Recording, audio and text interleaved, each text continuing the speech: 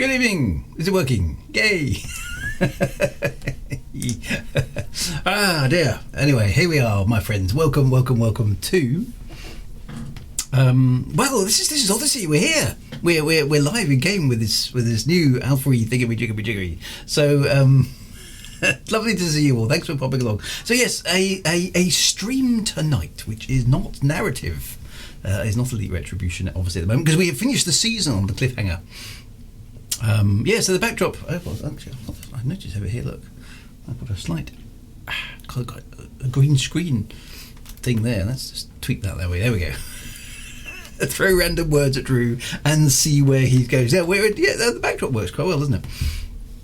We have legs. We have space legs. We have elite feet. We have space legs. And here I am. I have got the alpha working. And for your delectation and delight, and for those of you who've been watching the Frontier Elite 2 stream that I ran, I've named my character Jenny because so there we go. Why not? Eh? Golf Mark 2 best tyres, says Seabit.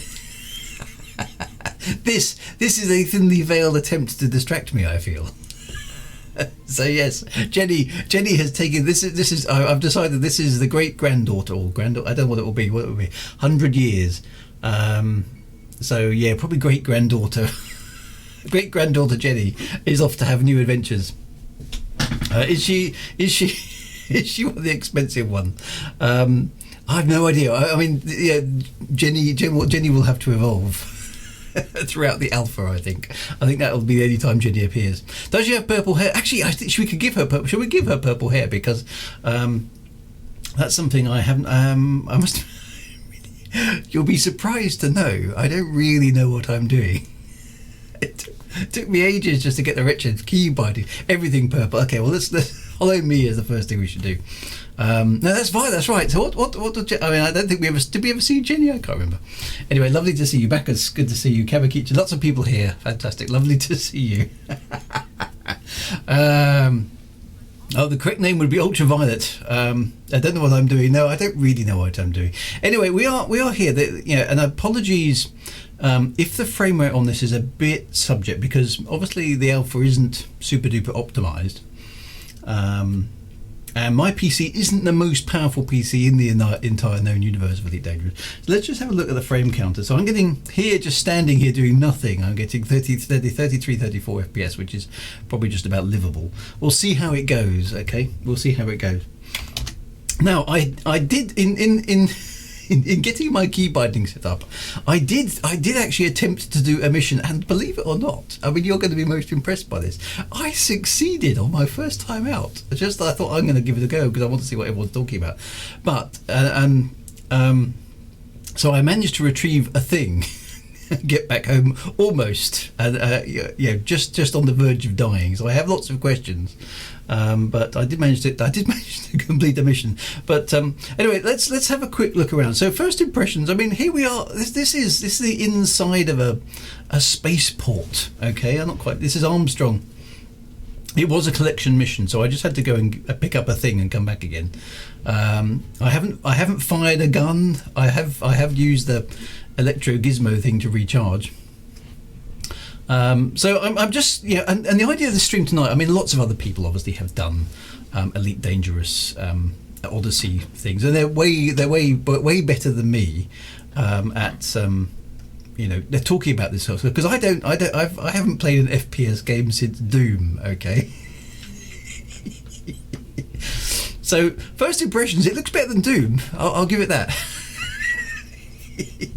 Everything's 3D. It's not a sprite, so things have clearly moved on.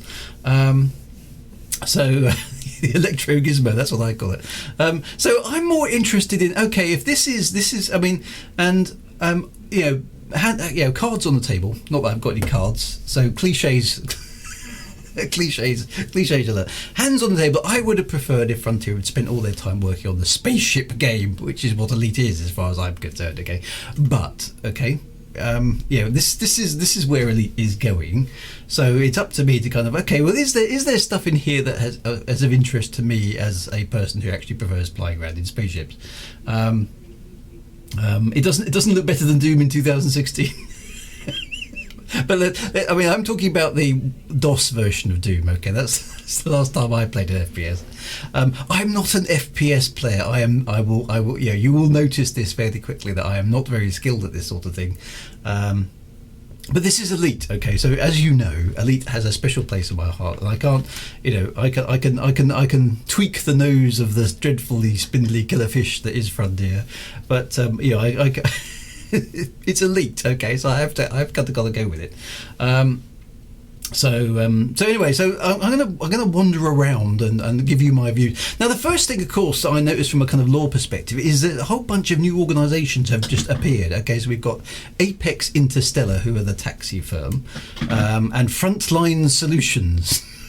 And whenever you hear a vaguely militaristic organisation talking about solutions, it's never generally a good thing.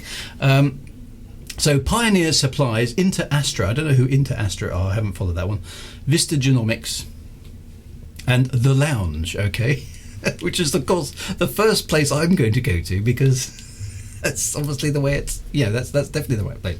So now the only observation I would make there is that none of these organisations have appeared in the lore before. So Frontier does this, which I find a big shame. I don't mind you. I mean, there's nothing wrong with adding new stuff into the lore at all. I mean, lore has to evolve and get bigger, otherwise you get boring, right? But none of these organisations have been referred to. And then suddenly they're here with no preamble, and that's not good world building. Okay, if you want to introduce Apex, they should have been in a few months ago, just in a Galnet or something, and Apex, interstellar transport is has a blah blah blah blah blah license to you could just do that easily and just chuck a few things in to kind of warm. Oh, there's going to be a taxi service. Now, some of that you might be a bit wanting because. You don't want to give spoilers away and stuff, but you can be creative, and that's the bit I always find that they drop a little bit on. It's like you could have introduced some of this stuff earlier, so we knew that some stuff was coming, and it doesn't just suddenly exist in the universe with no preamble. What has everybody been doing with Apex Interstellar before this point? It doesn't just go poof and exist. That's not good lore. Okay, so anyway, that aside, it's nice. There's some new organisations doing things, so that's quite exciting. What else can we see? Well, there's first impressions of the UI. Well, the vision, what I'm seeing in front of me from a kind of lore perspective. It's a bit. I mean, I went travelling a lot in the 90s and the early 2000s. Okay, and I spent an awful long time in airport lounges. Okay. This is very Virgin Atlantic. Okay, that's my first impression. Virgin Atlantic. That's kind of what I'm seeing here. And I've heard of Peter the Sleeper. We must go and visit Peter the Sleeper. We will definitely do that. So I thought they were suitcases. I don't know what these things are. I mean, do they do anything? I mean, there's some text there, but it doesn't. It's like they're like a sort of divider. I kind of wondered if it was a social distancing thing. But it's got a very airport departure lounge sort of vibe, which maybe is the vibe they were going for. It doesn't, to my mind, it doesn't look very futuristic. There's some sort of lifts here which look very industrial. They don't look very attractive. I wouldn't really want to step into one of those if I were there. It's very utilitarian, which I suppose is kind of elitish. But there's a grill in the floor there. I mean, that's the sort of thing that my wife would definitely not step on. I don't know what that. Is that a ventilator? Why is it in the floor? Is it part of the lift mechanism? It looks very. Sorry, I should try not to spin it around too fast. I know that makes people dizzy when they're not in control. It's very industrial, at least here anyway. And there's some crates over here which appear just to be left in the corner. I mean, in an airport that would be extremely suspicious. Okay. There's some abandoned crates. Really? And interestingly enough, there's nobody's tidied up. Okay, there's there's some stuff left on the floor there. There's some I don't know what those are. Are they bottles, or there's some apparently some paperwork. Okay. That's how the NMLA keep bombing. Say, this doesn't look at all suspicious in an airport lounge, does it? Yeah. And the moment I saw those, I thought, oh, there's a clue. So I instantly go over there and but it's just eye candy. Okay, there's nothing there. So do those tubes do something? I mean, what are they for? I should watch the explanation on the lifts. Yeah. So the lifts, I'll come to the lifts, but it's very. I mean, there's obviously some signage there. Keep clear. I'm told I can't interact with the lift because no accessible ships. So that's obviously how you get to your ship. Okay, so that's fine. I don't know what those suitcases are for. There's a terminal here, so that's the first thing I sort of noticed. Is there's a terminal which you can kind of talk to. I think here you go, and that gives you a menu which is sort of fairly familiar. The mouse doesn't work, but I'm sure they'll fix that. Here's the lovely Jenny Birmingham. So this is it's the Birmingham family from Frontier Elite 2 is still doing well. Okay, the lifts look like airlocks. I'm wondering if they are actually airlocks because I wonder if they go to a depressurized area. I'm not sure. It might be fun to check that out. Now there's a mission board here which looks sort of fairly familiar, and this is where I got my initial mission from, is go and get some stuff. Okay, well that's relatively easy mission. It's not telling you, this is the big problem that everyone's been complaining about, is that it doesn't tell you how far away this mission is, and because at the moment in the alpha there's no way to get to your ship. You don't have a ship, you can only use a taxi service, so you're kind of stuck with that. We'll play around maybe because we do need to touch upon the taxis later on, but let's just stick with the visual stuff. So I mean that's a terminal. I'm a bit surprised by these terminals, to be honest, because in the Elite Dangerous universe you have holofac technology. Okay, now these are they're obviously flat screen, but they're you'd see those in Heathrow Airport today. I mean, they're not with missions to assassinate people, obviously, but they're not very futuristic to my way of thinking. And then there's some seats to sit on, which I don't think there is a sit down stuff. But people are leaving their stuff everywhere. Look, somebody's left and I like the shadows here. That's good. Someone's left some sort of iPad or tablet or something, and a glass. Nobody's looking at that at all suspiciously. There's no security. Okay, there's no security guard here at all. There's somebody sitting over here. Look, there's another one there. Look, so and again, this is a bit annoying to me. Is I can't interact with it. I can't. I mean, that looks like something I ought to be able to pinch. But I can't pinch it. Okay. Thanks for the spreadsheet. Okay. So there's stuff lying about which I sort of assumed, being a first person shooter, it's like free loot to start with. Maybe you can pick it up and it's useful for something. But anyway, no, people are leaving their stuff about, but it just appears to be eye candy. You can't actually do anything with it. I assumed. The other thing I thought is, there's an NPC over here, a lady, I think. Yes, I think it is. And she's sort of sitting there, looking a bit cross, looking at her iPad, and obviously there's something there. So I assumed that she was a mission giver, but there seem to be various different types. You can't interact with her at all. She's just sort of sitting there, and I was hanging around here for a long time, and whatever she was waiting for hasn't happened yet. Okay. And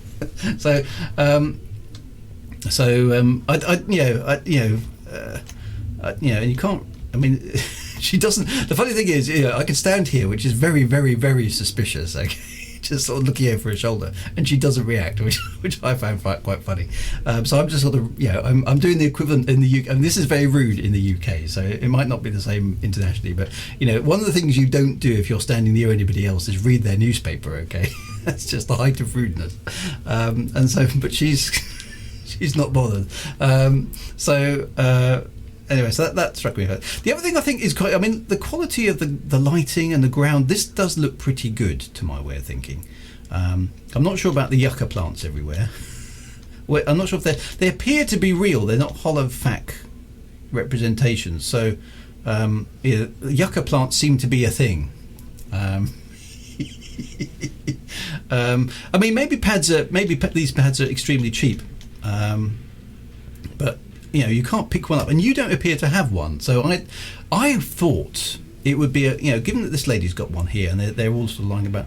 I sort of assumed that the interface for doing things would kind of pop up. You'd hold up a pad and you'd use your fingers to point at it, and you could like select missions and stuff from there. Because surely it's wireless, right?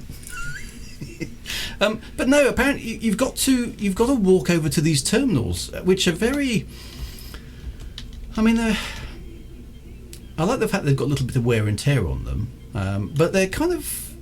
That's quite an old school way of doing things. These sort of things are never used nowadays in airport hotels because everybody's got Wi-Fi and they download the app. So if maybe for some reason Wi-Fi has been banned, except for certain NPCs, and maybe that's why all the tablets have been left lying around, because the Wi-Fi doesn't work. I don't know. It strikes me as a bit kind of like, really, you're going to have a touchscreen standalone terminal to do things? It just strikes me as a bit weird. But anyway, so that's the first thing. I like up here. Look, there's a clock. There's a clock that works. It's actually telling the time. It's 1917 on the 1st of April 3307. That's quite good. So you'll laugh at this in 20 years when you do your retro stream of odd. Yeah, we will actually. That's why I'm still here, still streaming. At 25 years time, I'll be 75. That's going to be a bit scary. Now, there are some floating icons. Now, this is presumably telling me that these are things I can actually interact with. And that's kind of my first disappointment, is there's lots of things I thought, I can go and play with that, and you can't. There's very few things in here you can actually specifically interact with. I can't, there aren't even some jokey things like being able to interact with the plant, like pour your coffee into the plant.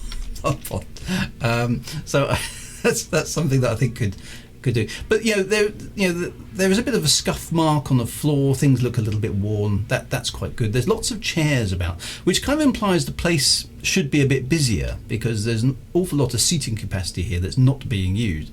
I did like that, the Uzian tree grubs. I don't know if you saw that on the advertising. I don't know how quickly that cycles round. So let's just stand over there. And Lavian brandy. Now there we go. Okay, I'm up with that. Lavian brandy. I came prepared. This is oak aged brandy. It's not from Lave, alas, but it is good stuff. Yeah, I must admit, NMS, I kept wanting to go up and press the E key and see if I could just pinch the plants and turn it into oxygen or something. So it's nice to see a few adverts. Those are quite good. I presumably there'll be more of those coming along. So Achilles, optimize, iterate, refine. I don't know who they are. There's some more lifts over there, but I think that's the thing. Okay, and then there's adverts for ships and all sorts of things. So that's quite nice. Okay, that's quite nice. I'm not drinking from them. You don't drink brandy from a mug, man. What's the matter? You've got to be civilized now, and there are some different plants. Okay, so it's not just yucca plants. Okay, which is good. So that's good. Okay, so that's good. And there's a little bit of greenery chucked in for some reason. It's I don't know if that's real greenery or fake greenery or stuff. But so that's good. Now these NPCs just don't. Whatever's going on that iPad is obviously extremely fast. I don't know if she's checking the space equivalent of Facebook or Spacebook or whatever it happens to be, and maybe more stuff's coming around. We've got to be very, very careful of being too critical of this, because this is alpha version 1 and there's a lot more to be unreleased. But it's just sort of first impression. So I think first off, would it be nice to have these organisations introduced into the lore before the alpha, so they don't just appear? People should have talked about them or heard about them or just been referenced in missions and things, all those kind of stuff. But it's nice to see the adverts. That kind of adds a bit of life. And now this is the other thing you hear. So here on the wall is a holofac image. Okay, so if we walk up to it, you can see it's the usual thing. It's composed of those dots, okay, which is how the holofact system works in Elite Dangerous. Now, that's the sort of technology I would expect to see everywhere, not just for advertising banners. And where stuff has to be put on a screen, why can't we have a tablet like this lady's got? That's what I think we should have as a an interface, because then we could customize the tablet. Wouldn't it be cool to have a tablet in the game? So and there's no queuing. Yeah. So anyway, so that's that's the thing. Now there are two organisations here. So Frontline Solutions appears to be some sort of mercenary thing. We've heard that there are going to be two extra ranks that we can get, a mercenary rank and I think exobiologist rank. So as well as the 4 ranks that we've currently got, so trade, exploration, what's the other one? Combat. The one I'm not very good at, and CQC. Now we're going to have 2 more, and also the ranking system is going up beyond elite, which is the thing. I'm not sure how happy I am about that. That's just moving the goalposts as far as I'm concerned. But anyway, Frontline Solution is the mercenary outfit, as I understand it. I mean, look at the advertising. You've got the talent. All now you need is a target. It's fairly in your face, isn't it? And on the other side, you've got this sort of taxi service, which is Apex Interstellar, where you can book a taxi from here to anywhere you like. At the moment in the alpha, it's only here's an NPC wandering past, looking quite shifty. And this guy will help you book a taxi to wherever you need to go. Okay. Now, again, it looks exactly like an airport check-in. Now, I wouldn't want to queue here. I'd want to go over here, which I assume is business class. Business class doesn't appear to be open at the moment. Now, the other things that struck me here is, again, loads and loads of crates in the background. Okay, well, I don't know what goes on in that room, and you can't jump when you're in the starport. Okay, and the other thing on it, look, and there's another crate just left on the floor. I mean, is that somebody's luggage? Is it supposed to be there? I mean, this sort of stuff would really, really, really raise some security concerns. And that's one thing that really is missing here that I think they ought to add just for Amazon. There are no security guards. At any airport, particularly at the moment. I mean, and maybe they'll add this as the real version of this comes out. But especially with lots of terrorism happening in Elite Dangerous story at the moment. Apart from this guy, does look quite suspicious, and he's I think he's just vying for airtime. He wants me to talk about him. So we'll keep an eye on him. He looks very shady. And nobody's wearing a mask either. No, that's a good point. I think they've probably got rid of it. But there's a lot of junk lying about. Just in general terms. And the other thing that made me chuckle was, look, there's brochures. Now, these don't appear to be iPads or anything. They just appear to be sort of paper dockets. Which again surprised me. It's like, really, would we need paper? I mean, I know we do deliver leaflets for Aisling Duval as part of Power Play, but is this the sort of stuff? So it's like, why would you need paper printed out leaflets? You sound like, really? That's a bit weird. And the other thing that's made me chuckle is these little stand-up things. Apex obviously is doing a bit of cost cut. We can't afford holofact displays on the desk, so we're just going to use cardboard cutouts. I mean, these things are very now, okay, and actually in some ways very last century. So maybe they've had a retro renaissance or something at this point in time. But things like that struck me as a bit strange. Just a kind of visual. Where's that guy gone? He's wandered off. Oh yeah, okay. This is interesting. They've got obviously a sort of pre-programmed set of moves. This guy looks over there, and then wanders up and down, and then looks over here, and then wanders back again. That seems to be what he does. Maybe he is a security guard. He could be a plain plainclothes security guard, but he acts very, very suspiciously to my thinking. And look, here he goes. Look, okay, now he'll look at me as I go past. I've noticed this. Look, he's got eyeballs me. It's pretty threatening indeed. And then he goes and stands in front of this advert and watches the advert for another 5 minutes before going back and looking over the rail again. And neither of these two are taking any notice of him at all. You know, I mean, maybe she's. I think she's sort of clocked that he's a bit suspicious. She just sort of stands there, whereas he's busy. I don't know. He looks to me like he's trying to reboot that console. I think. Oh, here he's coming back. Okay, here we go. Look at his eyeballs. He's just like, really. So I think he's extremely suspicious. Okay, I wouldn't trust him at all. Now, what is he looking at? Okay, well, I'm going to stand next to. And this is a fun bit. Okay, so you can put the external camera on here. There we go. So there's my avatar.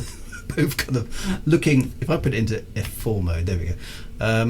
Because sorry, now I can move the camera around a little bit without moving my character. There we go. So all the you and the NPCs seem to adopt a slightly head down pose. You're looking downwards all the time, not looking upwards. So we're now both acting suspiciously. And it's like, yeah, I keep expecting him to say, you know, the tulips are blooming in Amsterdam, don't you? I'm supposed to know some sort of passphrase, but I don't know what it is. So I keep feeling like I'm missing the punchline. But it was, he's like, I'm just checking my hand, very cash, you know. So he's definitely a cop, isn't he? Yeah. Dear. Oh, there goes. Right, he's off again.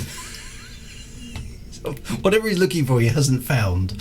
So there goes. He's gonna go back over there, eyeball the guy behind the desk, as you do, and then go and stare at the. So I'm hoping that gets a little bit more sophisticated, okay? Because this guy just constantly looking at the advertising is quite funny. But anyway, there we go.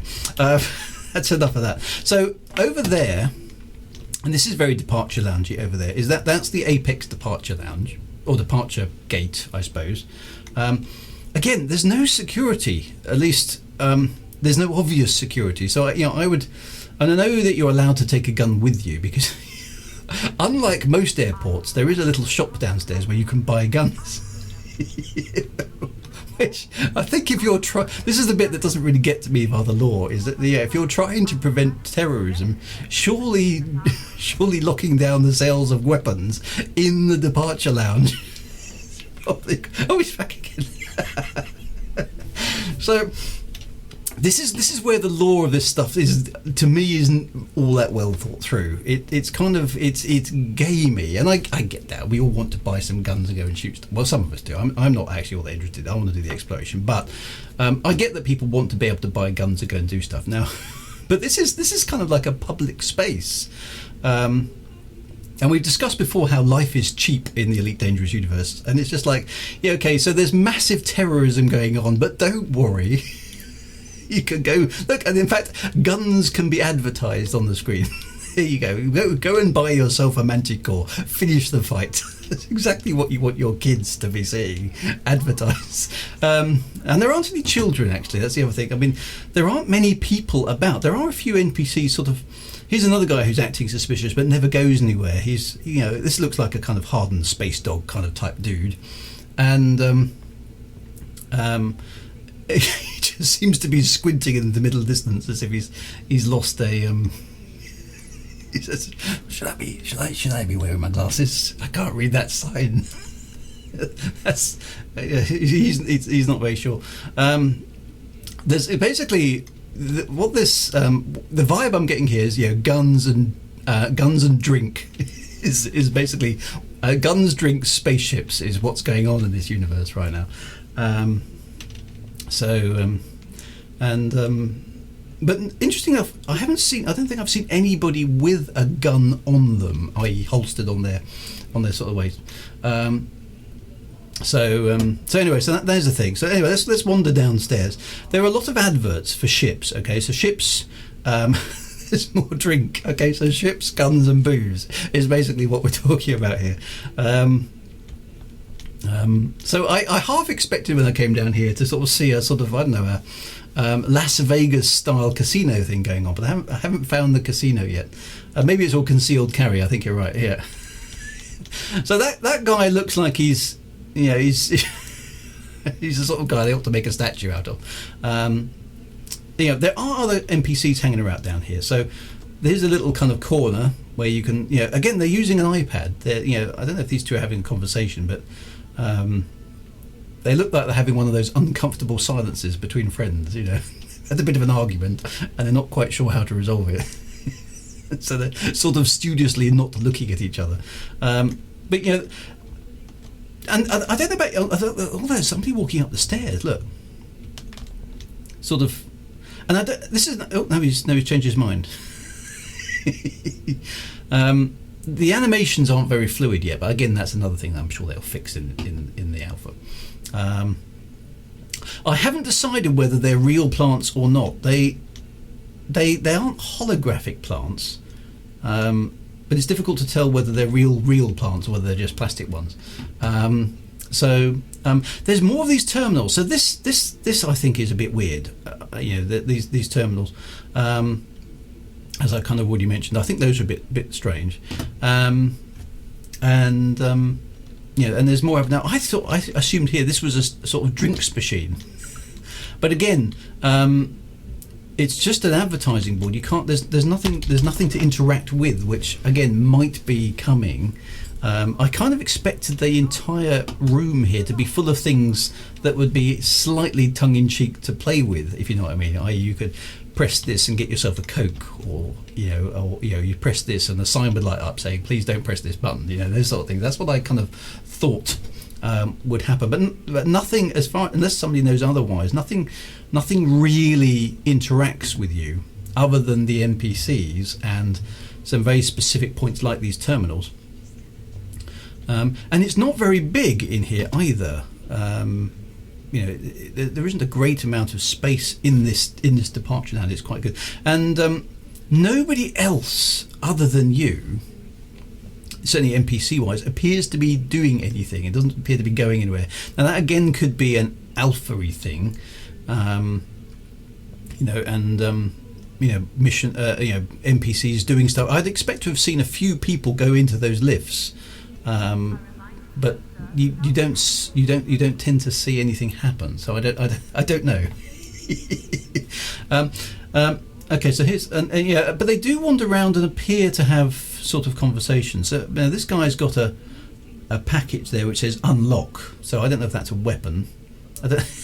They're doing a little jig. Is it? This almost looks like a Western draw, doesn't it? They're both going to go bang. It's a sort of staring contest. I don't know what all that was about. So there's some interactivity between the NPCs, but not very much. So one of the first things you see when you get down here is this building, which is Inter Astra, which appears to be where you're going to be able to buy or manage possibly your ship.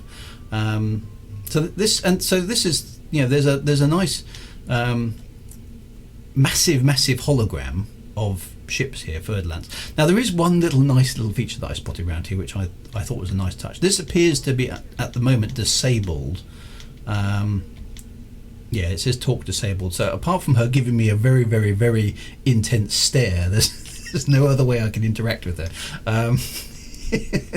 But there is a nice little feature here. Okay, I don't know if other people have spotted this, but it says load new ship commander, yes or no, which of course if you go back to your original 1984 release is the load new commander is the message you're presented with when the game starts, which I thought, so there's a little nod to original Elite 1984, okay, which I thought was quite nice. And you kind of presumably you'll be able to use this to preview some ships. I don't know what else you'll be able to do with it.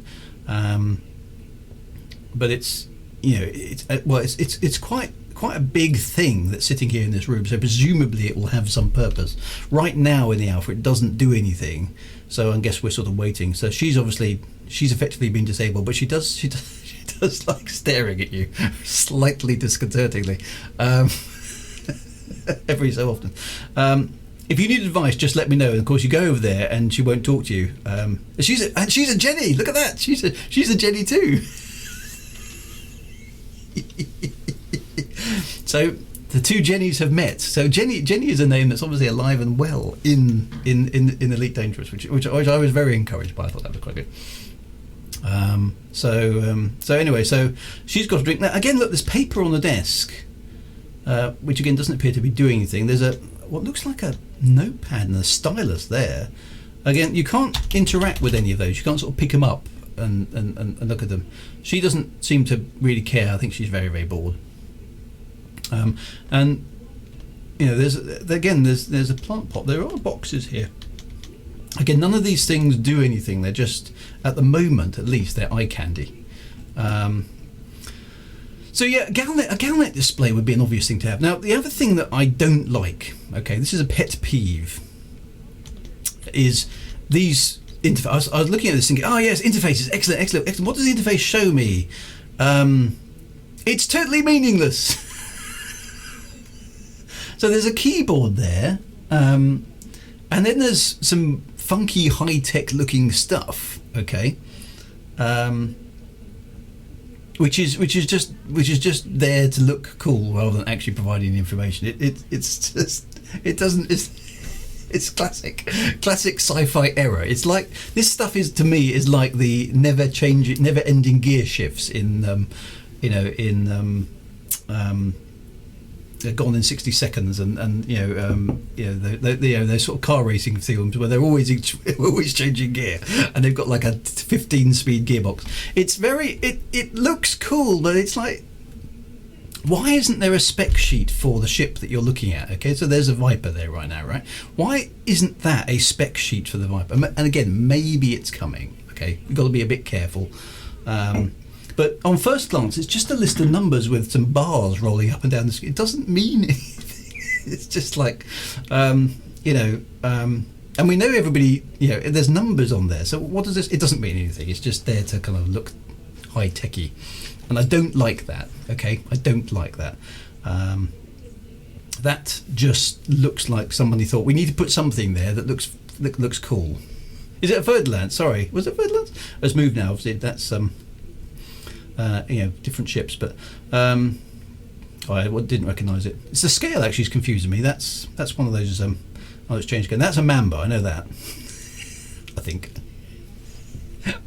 Anyway, so it should be, to my mind, it should be showing something about the ships. But anyway, so or maybe that's just the screensaver, right? So yeah, and this is the other thing. Okay, there's a button there. That what does that do? Well, surprise, it doesn't do anything. Okay.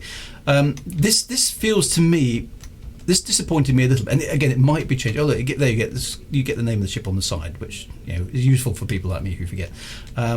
This is a bit like, I don't know if you've ever been to old-fashioned science museums where there's lots and lots of things in cases that you can't interact with, and it's you want after about 15 minutes of looking around, you just feel a desperate need to press a button.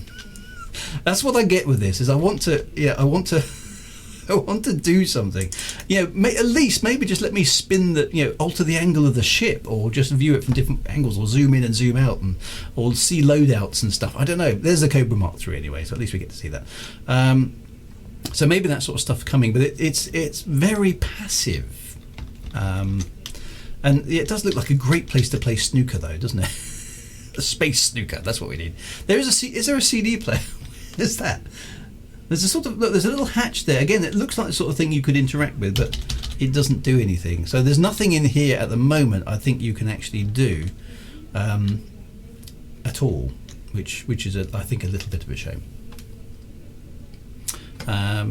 Look, there's somebody hanging out over there now. I don't know if she's one of the NPCs you can actually interact with, or she's okay. No, so she's just bemused as I am by the ship. So she's obviously let's stand beside her, because why not? There we go. We're both. Look, my NPC seems to be very depressed, slagging her head down, whereas all the actual NPCs. She's gone off. There's actually some voiceover there. That was quite good. So I should summarise these from a lore perspective, maybe stick them on things. These are little things. It's just ambience really at this point that I'm kind of, and it again, it's early alpha, so maybe I'm being a bit unfair. You got to temper that kind of criticism, because this is the first time we've seen all this sort of stuff. But not much to actually do. Now here is the first of the NPCs that's actually potentially got a mission for me. Okay, and you can tell that because they. And I really don't like this. Okay. Yeah, there was another Jenny. Maybe she was Jenny as well. We don't know. We don't know what her name is. This I find really irritating. Okay, this is busting my immersion in a big way. I don't want things like that hanging over people's heads. Okay, I shouldn't be able to tell who. Yeah, I shouldn't be able to identify their name before I talk to them. Okay, and I don't like this. This reminds me of The Sims. You know, with a little triangle thing, diamond hanging over their head. That's just differentiating. I want to be able to go, okay, what I want to be able to do is I want to be able to talk to different people and go, okay, well, has he got a mission for me, or is he just wasting my time? Because that's exactly what you do. I don't need a little thing above their heads telling me they're a mission provider. That's gamey. Okay, that's gamey. And that's not very, to my mind, that's not very elite-y. It's too kind of go over here and talk to this person. And maybe that's required. I don't know. Again, I'm not an FPS player, but that sort of stuff doesn't happen in the main game. And I don't know. Yeah, I mean, maybe you need it in other places again, but that feels very gamey to me. So anyway, so yeah, if I go over to her, she will say something, I think. No, she sort of just stands hand back, and I have to interact with her. There we go. And then it's like she's just the funny thing is she's just a random person in the departure lounge who wants me to go and breach somebody's network. That's like, okay.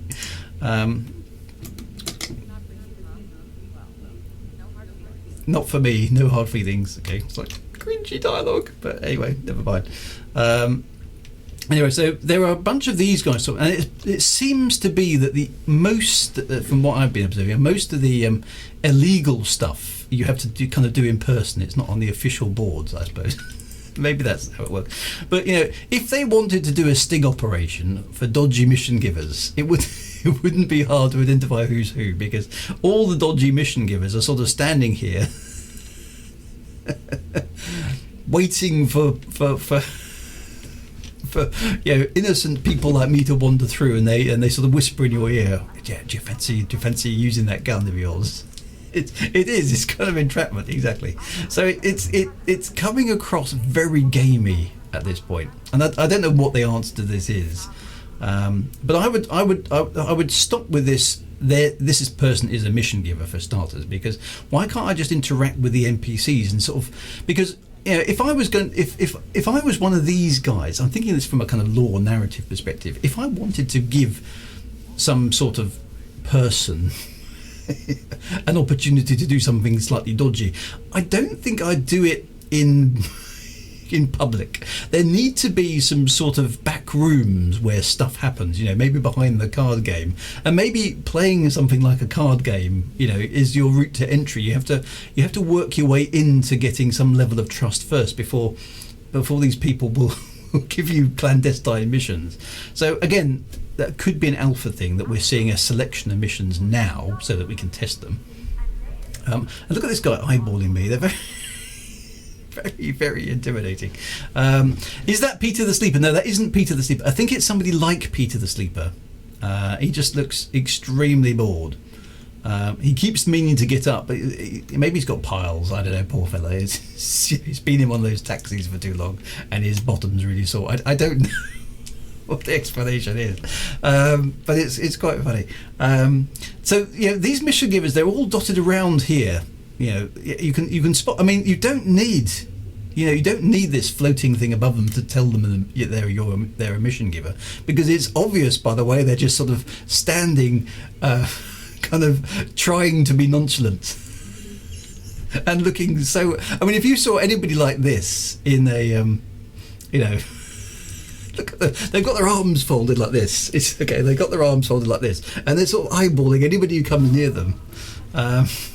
It looks seriously dodgy. The only ones who don't look dodgy are the normal NPCs. So all of the mission givers look seriously kind of obvious that they're mission givers.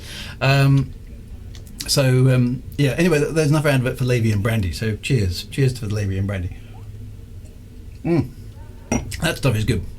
So anyway, so here's Vista Genomics. Now this is the bit that I think is going to be interesting to me. I don't know. This is an interesting one. Why is there a force field, or at least a hologram projection over the entranceway? Now I assume this meant it was kind of closed for business, but you can just walk through it, so it doesn't appear to do. There's somebody else coming in as well. So that force, I don't know what it is or why it's there. It doesn't seem to have a purpose. I kind of wondered. The only thing I thought maybe it is it's some sort of biohazard field. I don't know. So I don't know. What do you think that is? I'm not sure what that is.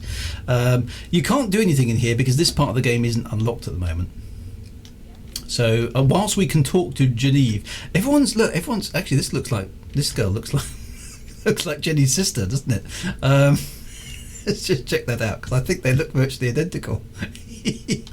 Can I? Oh, hang on a minute. Can I get the camera to an angle where we can see both of them? Now, come on, give me a camera angle. No, it's not going to let me. Is there a default camera angle? Come on, give me a camera angle. Oh, I hate the way it does that. There we go. We've both got the same haircut. That's quite funny. Yeah, so I think my avatar and this lady are sort of separated at birth, actually. So maybe they're maybe they're sisters. I don't know. Anyway, that's just quite funny. Got the same haircut anyway. So Genevieve here will at some point allow us to sell organic data, which presumably we get from scanning stuff. But we don't have any at the moment. There's no way to get any. So that's oh, the menu doesn't work. Bye bye. Thank you very much. Anyway, at least she's kind of nice. Again, more sort of super high tech displays that don't mean anything. I don't like that. Okay. Looking at the mirror, pull her face. Yeah. Maybe it's a helmet compatible haircut. I like that. Yeah. So she was Genevieve. So anyway, so she's quite close to Jenny. So I'm quite pleased that number of Jenny. Now there are some, tantalising things visible in the cupboard here, and it does say caution as well. So maybe these are bio samples or something. There's something wrong with, I don't know whether this is my graphics card or some setting that I've got. There's something wrong with transparencies here. Everything that's transparent doesn't have any kind of glass effect. Okay. And I noticed this in the bar earlier on. So there are transparent things here, but they don't quite look right. So maybe it's the texturing. Okay, that makes sense. Again, there are things lying about, which I think is extremely unsafe. And there are bits and pieces in here. There's like packs and sample containers and things like that, which is quite good. Here's another thing. Okay, there's a big screen here which appears to have some sort of biological stuff on it. Again, totally meaningless. It doesn't have any. Again, maybe that's just placeholder stuff, and it's going to be improved. So who knows? Again, more sort of sampling, and again more yucca plants. So that's Vista Genomics. There's another mission giver just sort of hanging around in the corner. Now he's clocked me, so you walk over to him. Need a job? If you're not fussy, I could have just the one for you. Oh, that's an enticing thing, isn't it? No thanks. Now the first place, and this bit I will admit is a bit of a disappointment at the moment. What graphics card do I have? I should have given you the spec of my machine. I have an i7 8000K something. I'm not quite sure exactly which one. 8600 I think it is. i7, 16 gigabytes RAM. This is a GTX 1070.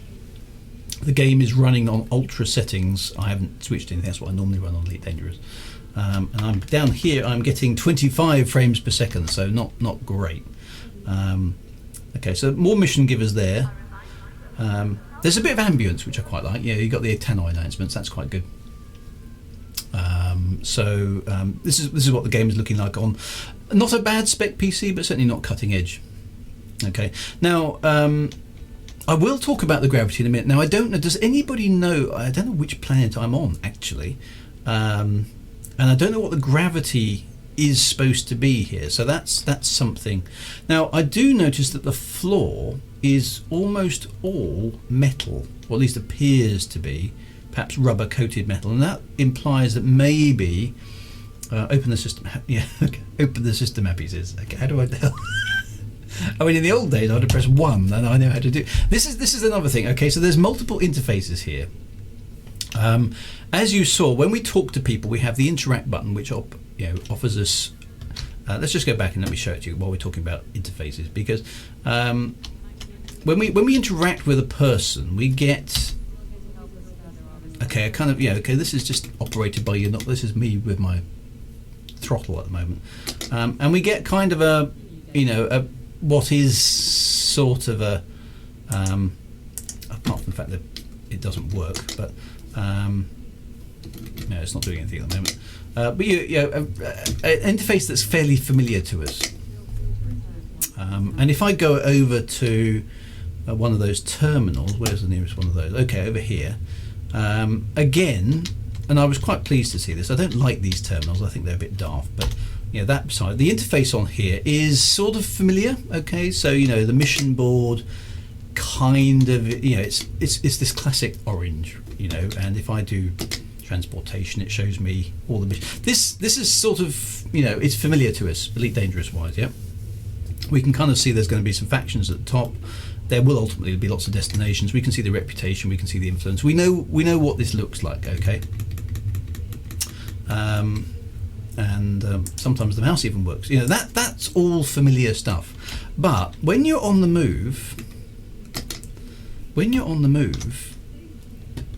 you don't have that. Okay, there isn't a right left look holographic display that you have on your ship. You have to summon up this thing, which does. And there we go. If I press and hold it's this, and this is something called the Insight Hub. And the way you do it, I think, I haven't got used to it yet. Okay, so you can kind of go down. That shows you your inventory. Up shows you your comms, and then you can go right and left, and there's that really freaky guy. And then this allows you to do navigation, transactions, contacts on that side, and over here you can access the sort of shipboard stuff that you would have. So on my normal stuff, then you know the panel that you have on your left in the ship, that is that menu there, and the panel that you have on the right in the ship is this one here. And it took me a long time to figure that out, okay? But eventually I got there. And then if you go back in the middle, then you can go to your inventory. Then you get a slightly more sort of familiar UI, which is tantalizing in the sense that, okay, here is the next level of grind coming up, okay? So this inventory is consumables, is presumably stuff you can buy, which helps you in your suit. Then there's components, which looks like the next level of things we're going to have to collect in order to upgrade stuff. Then there's items, who knows? And then there's data detected on hard drive. This is the 34th century. Why is it called a hard drive? I mean, come on. That's bad law, okay? There's no way anybody would refer to it as a hard drive in 1,000 years' time. That's like, well, let's put it on the abacus. That's just really stupid. So, yeah, I didn't like that. So that's that interface, which seems to be the way you kind of manage your profile as a commander, which I'll probably get used to, but I kind of actually just would rather those original two UI elements popped up in my HUD, because I'm assuming, I'm not sure where that display is, if you see what I mean. When you're in the ship, when you turn your head, and obviously we haven't got VR here, but you turn your head, and you get, those screens pop up into existence. That sort of pops up into existence. It disappears straight away, but it's sort of. So is that inside my helmet or not? Because I can't. What I noticed is you can't, when that's up, you can't move. okay, which is a bit irritating. So I've got this under mouse control. So my key binds, if you like, a mouse to control the screen right now. So I'm using every piece of equipment I've got now for Elite Dangerous. I've got a hands-on throttle and stick for flying the ship. I've got a mouse for looking around, and I've got good old WASD. There we go. Good old WASD mapped for actually moving around. And so the amount of stuff you have to memorise now, particularly for somebody of my advancing years, is getting tricky. But anyway, but at that point, your movement stops, so you can't access this stuff if you want to move. So you have to bear that in mind. Then there's another circular menu which I've got mapped over here, and this one annoyingly doesn't stay up, so I have to hold it. But I don't know if I've got something mapped wrong there. And again, you can't move while you're accessing this. And this one I have to sort of, and it's basically, this one appears to be allowing you to access things in your inventory and then do things with it. So at the moment, the only thing I've got is a flashlight, okay, which I don't think that worked. I'm not quite sure how I'm supposed to activate it actually. Anyway, we'll play around with that at some point. So so it's there's two sort of circular things to get access to the stuff that you need to do in your suit. So that's the thing. Now, I'm not quite sure how this works. Okay, and the flashlight I can turn on and off with T. Apart from I've probably remapped it because T didn't make sense. I suppose torch maybe. Anyway, I'll play around with those as well. But if this, so I'm not sure whether that's a real holofact thing that you're seeing in front of your eyes or not, because you haven't got. If you look at your avatar, you haven't got a. Hang on, I need to move around. There we go. You haven't got something that pops up, as it were, in front of your face. So it's not being projected on the inside of a piece of glass. So I don't know whether that's a thing or not. It's difficult to tell. Anyway, so that's kind of UI stuff. I think that needs a bit of evolution. That's not very easy to use. Maybe we'll get used to it, but I'm not sure. Now the thing that here's the big disappointment. Okay, here's the big. I mean, implying it could be anything, couldn't it? In this period, here's the big disappointment for me. Is the first thing I thought, hey, it's got a bar. Yes, we could go to the bar. We can hang out at the bar. There's people drinking stuff at the bar. At least there's people looking very depressed at the bar. If we avoid the mission givers, okay. So this lady appears to have a drink. Actually, I don't think she's drunk any of it. Nobody appears to be drinking, as far as I can tell. They're all fed up, I think, with being nagged by the mission givers. So it's like, not another one who's not answering me. There's nothing to drink. So again, I think this is missing textures stuff here. Look, so there is a drink there, but the texture of the glass seems to be kind of wrong. There's a bar map there as well. And again, look, a flat screen monitor. Why is there a flat screen monitor in the year 3400? That's just, that just looks like something you could buy from Amazon today. Maybe without the cables. Appears to be wireless, but these guys are having a bit of a conversation. They never seem to resolve it though. But, I mean, I wonder if some of this stuff's been motion captured, because this one looks a little bit more relaxed and a little bit more real to me. Everyone is wearing gloves. That's a very good point. Again, this lady's another mission giver, and all the mission givers look very if you don't mind me getting the wrong side of the law, you could. I mean, they're all toiting for illegal business in the bar. It strikes me as a strange place to do it. So I wondered, surely there's something here. So I went over to the bar lady. You look like, there's another one, look. What was that one? Let's go over here. Do you know anyone else who can do some curio work? Maybe you. Or was it, which one was it? I passed somebody there. Or maybe it's this guy. Because when you're sort of out of earshot, that's when they sort of help. Anyway, here's the bar lady. Okay, here's the bar lady.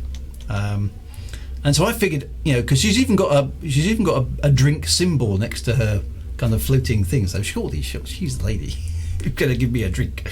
But no, alas, you can't buy a drink yet. I'm looking to make a trade. I have some items to... It's an odd way to start a conversation with a lady behind a bar, if you ask me. I'm sure I'd get some very strange look. I'm looking to make a trade. I have some goods to sell. No, actually, what I want to say is I want one of those Lavian brandies, please.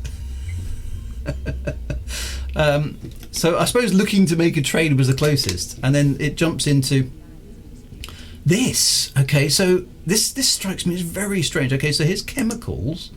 So that there's an so this seems to be on top of normal cargo and materials, and all this stuff that we do for engineers at the moment. There's now chemicals, there's circuits, and there's tech. So guess what? Okay, there's more stuff to go and find, which we're going to have to trade to get other stuff. We heard this before. So and this is the bartender. Okay, so could I in what bar in any universe, if sci-fi or not, have you ever wandered up to a bartender and gone, "You got any epoxy adhesive?"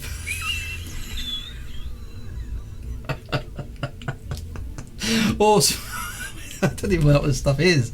Okay, viscoelastic polymer. I mean,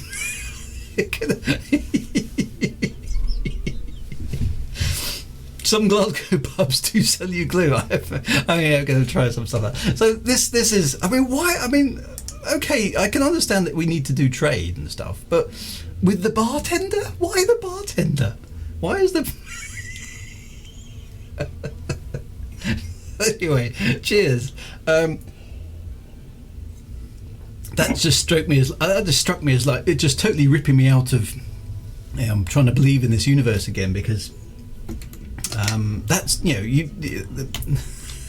not what the bartender's supposed to be doing. Okay.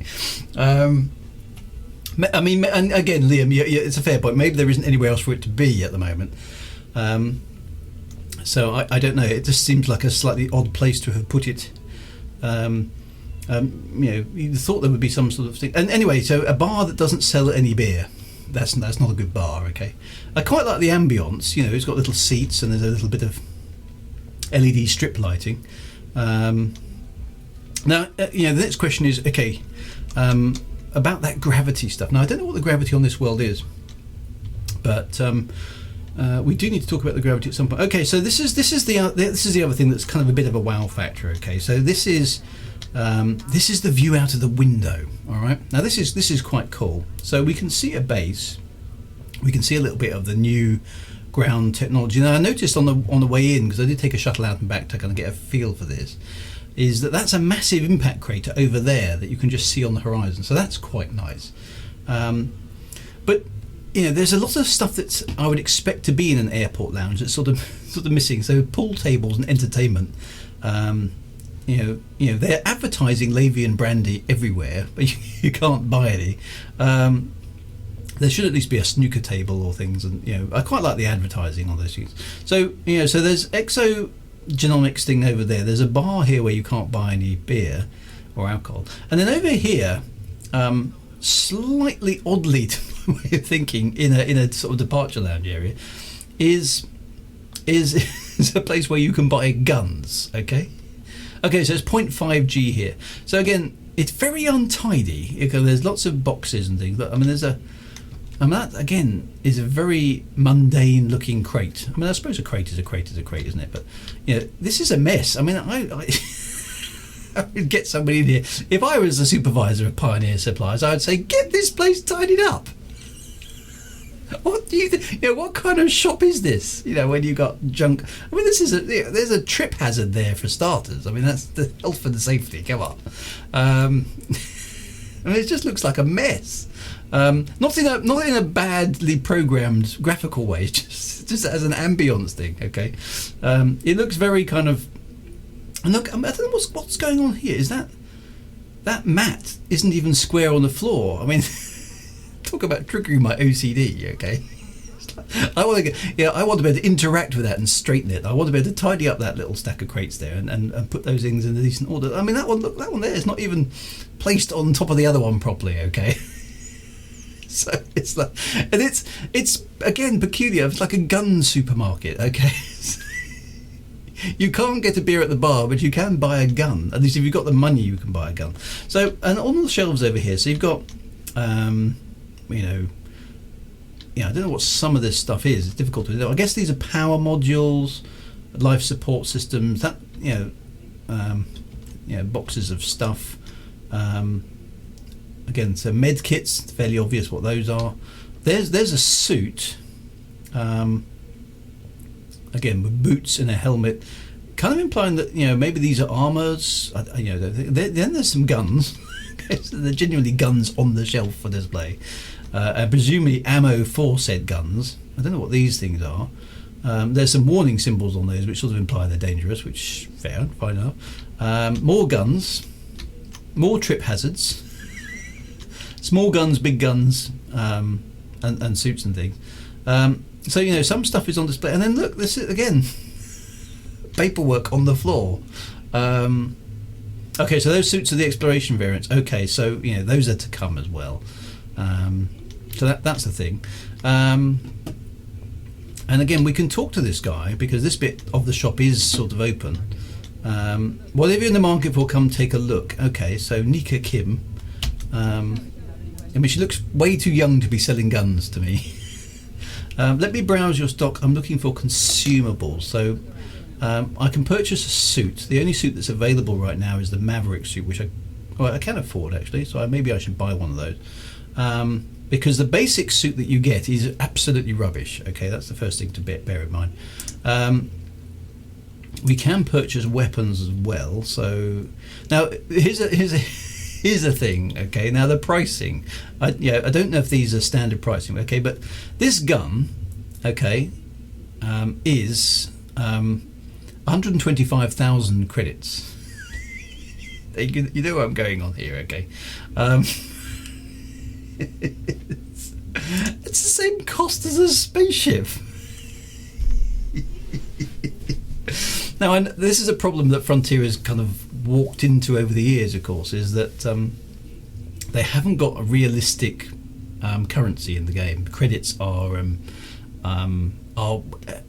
to start with, back in 2013, were quite hard to get. Okay, it took a while to get credits. But it's the line from Star Wars, when Luke meets Han and he basically says, how much to transport you to the Alderaan system? He says 3,000, whatever it was. And he said, we could almost buy our own ship for that. Who's going to fly it, kid? And it's the same here. It's like I'd like to buy a gun, please. Yeah, sure. So that'll be 125,000 credits. What? I could buy a Cobra Mark III for that. It's like you can buy an entire spaceship. Okay, and these spaceships aren't small. Even the Sidewinder is massive. All right, and it comes with two. Even the base Sidewinder, right? The E-rated bottom of spec Sidewinder comes with two small guns on it. All right, two pulse lasers, which must be about the same. Yeah, they're big things. Okay, and they're like, this gun's more expensive. That's a pretty damn impressive gun. What does it do? Take out entire starports in one shot? So it's easy to make fun of that, and that's a problem that they can't get away from now, because they've allowed money to become too easy. And so there's no way, really, a real way around. Now, what's going to be interesting is, I'm by no means a rich person in the universe of Elite Dangerous, but even I have an Imperial cutter now after 6 years of playing the game, and I have about $500 million in ready cash. So when this game when Odyssey comes out, am I just going to be able to waltz in here and go, yes, everything, please? Is there going to be anything that stops me doing it? Now, I know there's some engineering in this stuff, because it talks about upgrading the cell. Okay, so you can look. There's a whole engineer modification slots. We've got to do that grind again, my friends. And so so that's a thing. But what is to stop me coming in here as a relatively rich, but not like super rich? I mean, there's loads of you been playing the games, okay, that have been, longer. It looks like we can buy the basic weapon, but actually it's going to be judging on this dial here, I'm wondering, is that's grade 1, you see? What does that mean? Does that mean that we have to engineer it to grade 5? So you can't buy your way to decent weapons. You can only start, no matter how much money you've got, you can only start at the base level. And we're going to have to grind something else in order to get these. I don't know what the answer to, but it does make me chuckle that a Karma AR-50, whatever that is way more expensive than the basic Sidewinder ship. So I don't know. But anyway, so there's stuff to buy, okay? So while I'm here, I'm going to buy that suit because I think I need it. Buy suit, there we go. Buy suit. There we go, I've got the suit. Excellent. So, and I'm just going to muck about. Anyway, so I'm looking for consumables. Now you can buy, here's other stuff you can buy. Okay, so med kits that presumably heal, energy cells to power your suit, a frag grenade, no surprises for what that does, a shield disruptor which presumably stops other people's shield, and a shield projector which allows you to do stuff. And there's something called an e-breach, which allows you to break into. So you can buy some very dodgy tech here, okay? So not only can you buy explosives, which is unusual, particularly if you're boarding a taxi or some kind of point-to-point flight. Now, I think if I was Apex Interstellar, I might have a few rules about this. Okay, so you want to get on my taxi with a grenade. Would you mind just putting that in the hold, sir? Not having that in hand luggage, sorry. But that seems to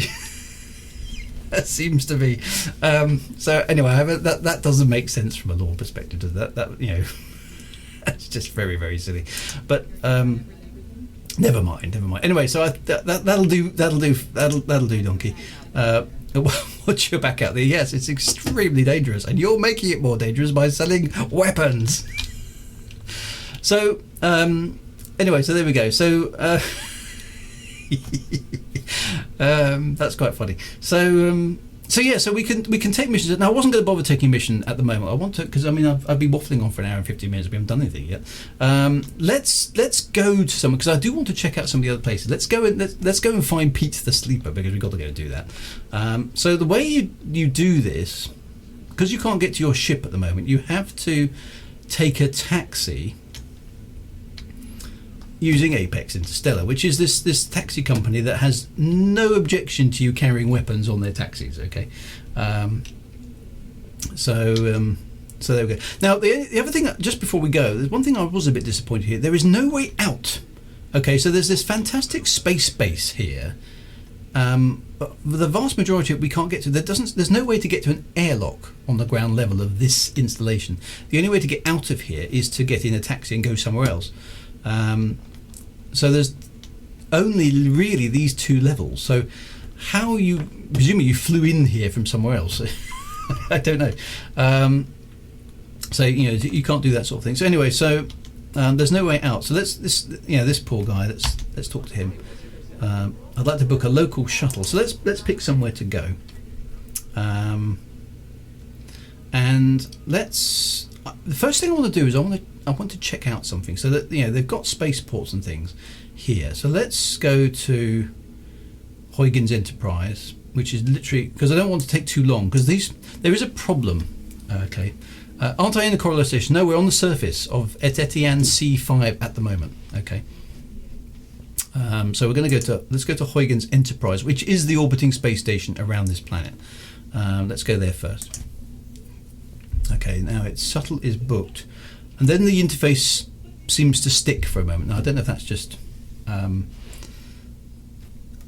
can't get out, so I have to wait here. I will go to an outpost, I promise, because I do want to check that out as well. Right, so it takes, I think that's just an alpha thing. It takes a moment to do it. So goodbye. Now the thing is here, it says thank you for flying Apex Interstellar, but it doesn't tell you where to go. And it took me a while to figure this out. You have to go over here, where there is actually, to be fair, a sign on the floor, and the shuttle goes in 2 minutes. It's like don't book your shuttle and then decide to go and get your duty free. You've got to get all that sorted before you go. Okay, so you've got 2 minutes to get from the departure desk to the shuttle. So we haven't got much time to look around. So we have to go over here. We have to get in the lift. Okay, now I can interact with the lift, and it opens. It says go to hangar. Why the door doesn't just open, I don't know. But maybe that's the... Okay, and then this sort of very intimidating looking lift. And I'm going to walk into it backwards so you can sort of see this. It closes, goes whoosh, donk, and then you're somewhere else. And I've had a look outside here, and this hangar is miles away from where you were. So that lift, I mean, forget turbo lifts from Star Trek. This is beyond turbo lifts. This is supercharged, overpowered, mega lifts. They're really, really fast. But this is but what's nice here is, okay, so this is the first time I can't hang around too long because we're going to miss the shuttle, and we only miss it in the sense that it times out. It doesn't take off without us. So next shift rotation. So there's something that's actually showing some vague information. Anyway, so this is the first time we get to walk onto the pad, okay, and see. And this is an adder, okay. So this is a small ship. We can see, and we actually can walk underneath it, so we can get a feel for the engines and the size. That looks like a sort of access panel at the back, which we're not able to see. You can see the scale of the undercarriage. The undercarriage is big, okay. It's bigger than we are. All right. You can see there that I think is a point defense. Is that point defense? And that is a chaff launcher. So you can now see these things at kind of point blank range, and they are big chunky bits of equipment. Okay, so that's quite nice. I like those. So you only get 2 minutes. I can't. Also, I'm going to wander around it. We'll have to go and get the taxi again. It doesn't give you much time. This is the entire, and this is I assume is a small landing pad. Okay, so look at the scale of the adder. If I walk from the back of it sideways to the front, you can kind of get a sense of how big the ship actually is. Apex has got its own kind of custom paint job. It does look nice. Okay, so there you go. So that's walking the length of an adder. I mean, I don't know. It feels about the same size, maybe, as a 737. Looking at it, I'm thinking from a kind of airplane perspective. And this is a small pad. Okay, so that gives you a feel for how big this ship is. It's not a small beastie in itself. You can see the thrusters there. They're quite chunky. You shouldn't probably stand underneath one of them.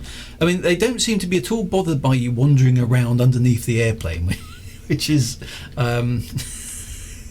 definitely a no-no in most airports. So because nobody's checking that you're not planting a grenade underneath here.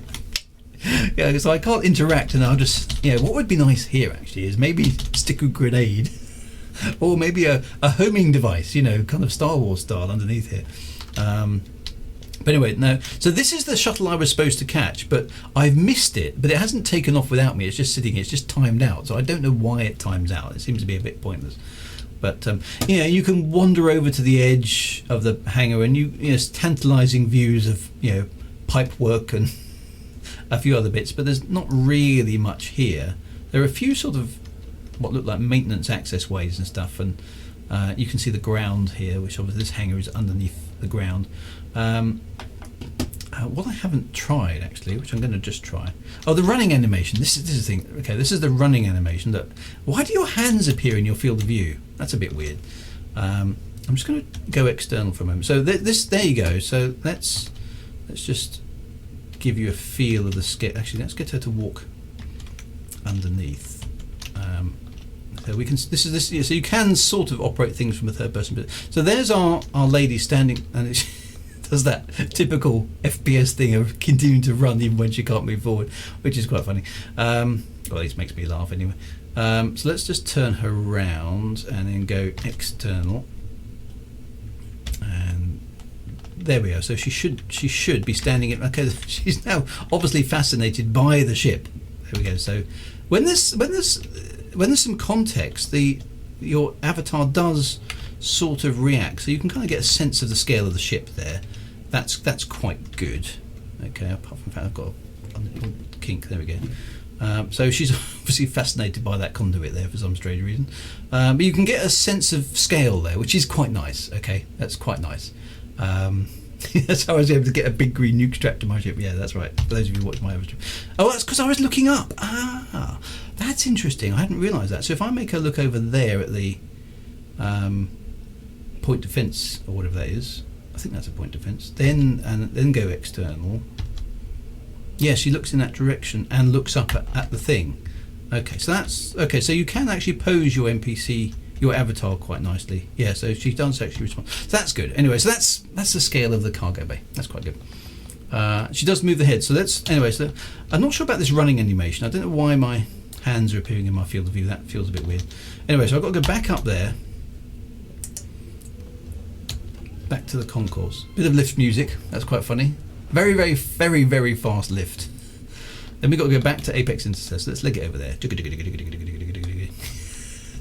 I missed my ship. Oddly enough, you come back at a different lift to the one you went down. So that's sort of those are sort of the arrival lifts, and those are the departure lifts over there. So, for reasons. I need to book a shuttle. Sorry, yes, I missed the one I was on. So let's go back to Huygens Enterprise. Let's book a shuttle there. The second time it's much faster, so that's good. Right, let's make sure we catch the shuttle this time. There we go. In fact, I'm so fast that I've beaten the lift. There it is. There we go. Go to hangar. Don't know why we need to have that. Maybe you're going to have multiple options. Into the lift. It's all very airporty, isn't it, that bit? I think this could be an airport, a kind of. No, it's the same adder here, but we suddenly seem to have a different pilot. Now, this is the bit that is a bit naff. Okay, this is a bit that is a bit naff. Is the way you get on board the ship is you have to stand on this magic circly thing. It's not very good. Why isn't? I mean, I appreciate that you don't want to necessarily model all the ship interiors, but you can do better than that. Why isn't it? Why doesn't a lift module come down? Open, you walk into the lift goes up and then it opens inside the ship. At least you could have modelled the cockpit, surely, because you've got most of those assets there. So I don't quite get that. That feels like it needs a bit more work. But anyway, you get in and then the pilot does all the this is a bit weird. Okay, so the pilot does all the flying and your normal controls work. So I can access my classic navigation menu and I can access some new stuff. This is where you can see the new ranks, okay, so combat, etc, etc, etc, and everything else there looks the same. I have had a look through the codex. There is nothing new there at all, okay, so there's no new lore-y stuff going on in there. And then the pilot, okay, who's a little bit shady, you never see their face, which is a bit disorientating, flies you to your destination, and you don't have to do anything, and I can see why this is here, but it feels like an odd thing to not do anything. And why are you sitting up front? You know, in a passenger transport, I mean, maybe it's just is a taxi because and then you sit in the back seat of a taxi, don't you? Generally, or sit in the front seat if you're a bit weird. And the piloting seems to be, it's a bit sick making actually. It seems to really lurch around, there's no smooth banks. Actually it's just smooth in bits and then they'll do a big lurch as they're getting close. But obviously this is not too far away, so it isn't going to take very long. Some of the longer destinations take a long time to get there. I mean, some people have been sitting there for 10, 15, 20 minutes. But there you go, that lurch. Don't do that. You just not fly smoothly. But in general terms, and you can using the scroll look around. There's a few assets there that aren't properly textured and stuff, but in general, it's just a slightly stretched version of an adder, you basically don't do anything until you arrive. You can check your panels, you can check your loadouts there. I don't like that at all. It's very kind of slightly sick making, but it's totally, and you get the Blue Danube music playing there, which is quite a nice little touch. So there's a nice little bit of lore. Just coming into land now. So so it's very realistic. yeah, it's exactly the way a taxi would work in Elite Dangerous. You know, assuming it has to stick with the same rules that your ships have to, which only seems fair. But it's the idea of sitting in a taxi for like 5 minutes. It's just I'm kind of scratching my head as to why. And I'm just wondering from a game perspective who this is aimed at, because you and me, the people who like Elite already and have a ship, I've got an Imperial cutter. I am not going to slum it in an adder, am I? I mean, I'm just not going to. Okay, so all the established players of the game who've got anything near a decent ship are not going to use Apex.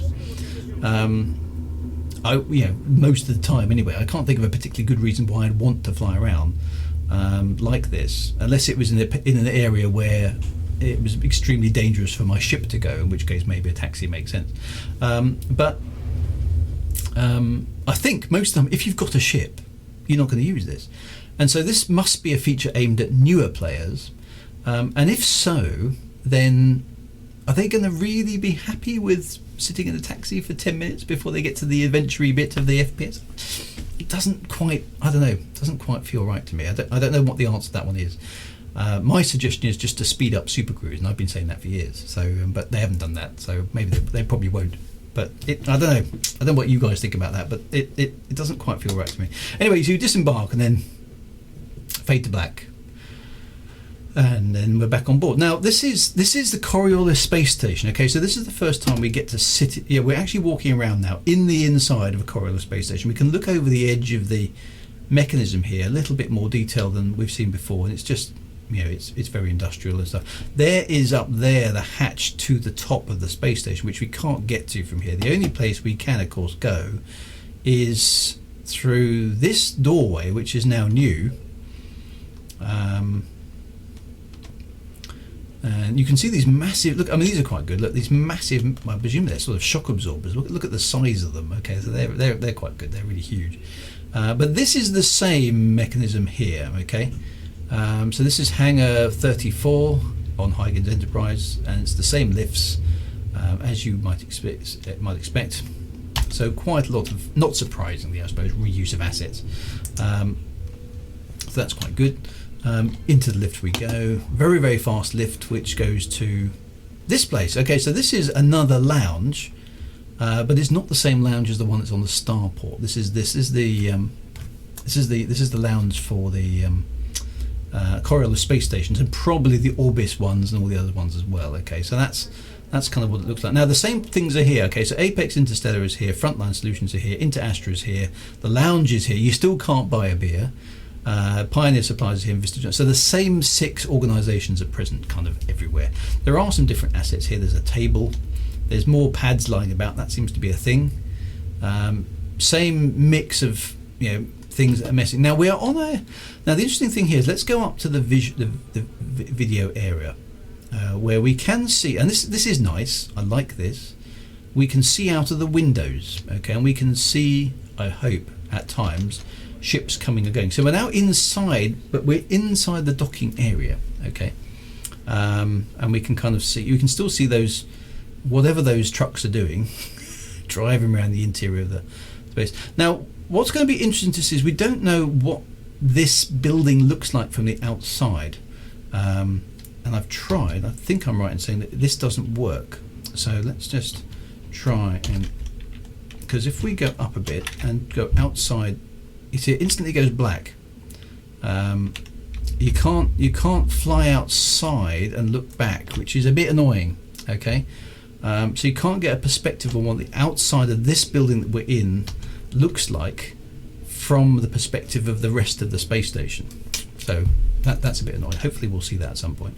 But it's also, the other thing here is it's also totally flat. Now this is wrong. Okay, this is wrong. Okay, it's totally flat. Even at this level, you can see there's the curve. There's the true curvature of the space station. This road. Okay, at the the circumference of this interior space that we're in, there should be a little bit of a curve on this floor to ensure that gravity doesn't go weird. Okay, because we're not on a planet here, we're inside a space station. This thing is rotating, and at this distance to the axis, okay, the gravity is going to be very, very weak. If you remember on the pads down there, it says low gravity, area on some of the pads that we arrive at. So the gravity in here, I've calculated, should be only about 0.2 G, right? Which isn't very much. You would not be able to run in that level of gravity, okay? And standing around here, unless we've got magnetic things on our feet, would be problematic. And I don't think they look like they're kind of using their knees to wedge themselves into the bar here, so maybe that kind of works. But there's been, and maybe these plants are fake because there's been no effect on low gravity on these plants. And lots of things are sort of stood up in exactly the same way. So to my way of looking, gravity has not been considered inside the space stations properly. The floors are too flat. They shouldn't be flat. They should be curving. So that, I think, is a big law omission. And you can't jump. It's disabled. That's a good point. But there are kind of normal drinks. Now, liquid doesn't really work very well at 0.2 Gs. It's got too much mass, too much inertia. So it wouldn't be sensible to have it in open containers. And in 0G, obviously, that's even more problematic. Now, law-wise, you are supposed to have mag boots in low gravity areas, and the floor is apparently compatible with it. Now, but notice the way that they're standing. They're able to shuffle around. Either the software in the mag boots is really, really good, but they're not giving, to my mind, the impression of being anchored to the floor in any other way than normal kind of gravity. So that's a thing I don't think has been done yet. Here's our famous dude, okay? Here is Pete. Peter the Sleeper, okay? This guy, he's just asleep, okay? He's been asleep, and he probably will be asleep throughout the entire. So we've got to have a selfie here, because you've just got to, haven't you? So here we go. Here's Jenny, and yeah. Let's see if I can. Let's just put her. Oh, she instantly jumps up. That's a bit of a shame. Let me see if I can get her head looking at Peter. There we go. Let's do that. There we go. What is he doing? So anyway, apart from the fact I've gone through. There we go. So there's Jenny and Peter the Sleeper, who's just this guy. Okay, he's the unexpected hero of the Alpha, I think. He's just this guy who's asleep. Rumour has it that when he wakes up, he will reveal the secrets of Rexler, but who knows? Okay, so that's problematic. Anyway, so he's quite funny. So he's a he's a character, and he's alive. He moves every so often, so that's it. So he's probably waiting. He's probably sleeping off jet lag from a taxi or something. I don't know what he's waiting for, but he's waiting for something. Poor lad. He doesn't look at all healthy, does he? So I think I would avoid anybody like that. And there's his mate. Look, just going behind there. He looks very similar. Now there are a few subtle differences up here. Okay, everything's laid out differently. The bar is the same, but in a different place. The shops are in different places, but they're all the same ones. Okay, just slightly differently rearranged. So it's the same stuff. Now here's a little nod to the past. How many of you recognise that little icon there? That is the BBC Model B command prompt when you first switch on the computer. So that David Braben's been at this one. So that's a little nod to the BBC microcomputer Model B. That's basically the command prompt when you switch the computer on. That's what you ended up with. So that's definitely David Braben's little touch. And that is about all you can see. There isn't, again, no way to, other than looking through the windows, there's no way, and this is the bit that I really kind of would like to see a bit more of, there's no way to have another look around that. There isn't a viewing platform, which wouldn't have been too costly to Now, Stephen Usher says BBC Mode 1, actually. Okay, there we go. He definitely knows more about it. Yeah, why isn't there a viewing platform? Look, we can see a ship. It would be nice to be able to see a little bit more of a place and more places to hang out. But I mean, it's not bad. We can hang out here. I deliberately have left this in solo mode. We'll have to have another play with it in future. But let's go and check out an outpost, because I haven't been to an outpost yet. Where is there's Apex over there. Okay, there's some dudes in the queue. Out the way, dudes. Yeah, sorry. Just walk straight into him. Okay, so this lady's now going to allow us to book, hopefully, a taxi to an outpost. Okay, so let's check out what an outpost looks like. That is Margilis Station, which is next door. Let's go there, which is an outpost. Okay, so this isn't spinning. So this doesn't have any gravity at all, artificial or otherwise. Okay. Right, so the only problem is I don't know now where the lifts are. I'm guessing they're over here somewhere. Apex Interstellar, there we go, so they must be down here. Okay, so the layout's a bit different, but it basically works in the same way. So, here we go into the lift. Very, very fast lifts. And again, look, trip hazard. And stuff on the floor. So look, it's pizza. Pizza delivery. What was it? Happy Haulers Pizza. I don't know what that is. I can't read it. Happy Hog Roast. And a can of Coke, I'm guessing. Cool Cola. There we go. So yeah, I don't know. Maybe there's been a party. There it is. Yeah, they're not very tidy around here. Maybe those are just little alpha jokes. I don't know. Certainly need to have a word with the services management team at these space stations. They're not very good. Yeah. So this is the thing. The taxi is. Hang on, your ship's ID's been logged. Oh, okay. Yeah. So the taxis are way too slow. Cool Colour is from FFE, so there you go, there's an in-joke. So those are little lore things that have been dropped in, little references to the old games.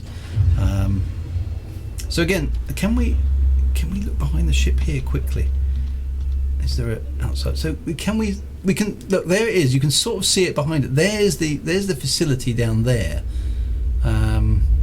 It's like a module on the space station. It's not a very big one in the scale of the actual space station itself, but it is totally flat, which I think is a bit cheap. Okay, it shouldn't be totally flat. That would be quite disorientating if you were trying to walk around in it on the space station, because you'd feel like you were going uphill or downhill at certain times. It would feel very, very odd. It would be far better for the floor to follow the curvature of the space station. So I don't like that. That needs fixing, personally, I think. Right, so frame shift. Here's the thing they still haven't fixed, is you can't keep filming external camera while it does those transitions. You can't watch the jump into frame shift from outside the ship, which is a bit irritating. Now, one thing I have noticed, I think all the ship models have been given a bit of a clean up. And I don't know, can somebody tell me this, because I wasn't sure if this was true, that the Adder folds up its wings. Did it do that in Elite Dangerous before? Because I noticed this, you see on the right, the left and the right here, the wings fold up when it's docked.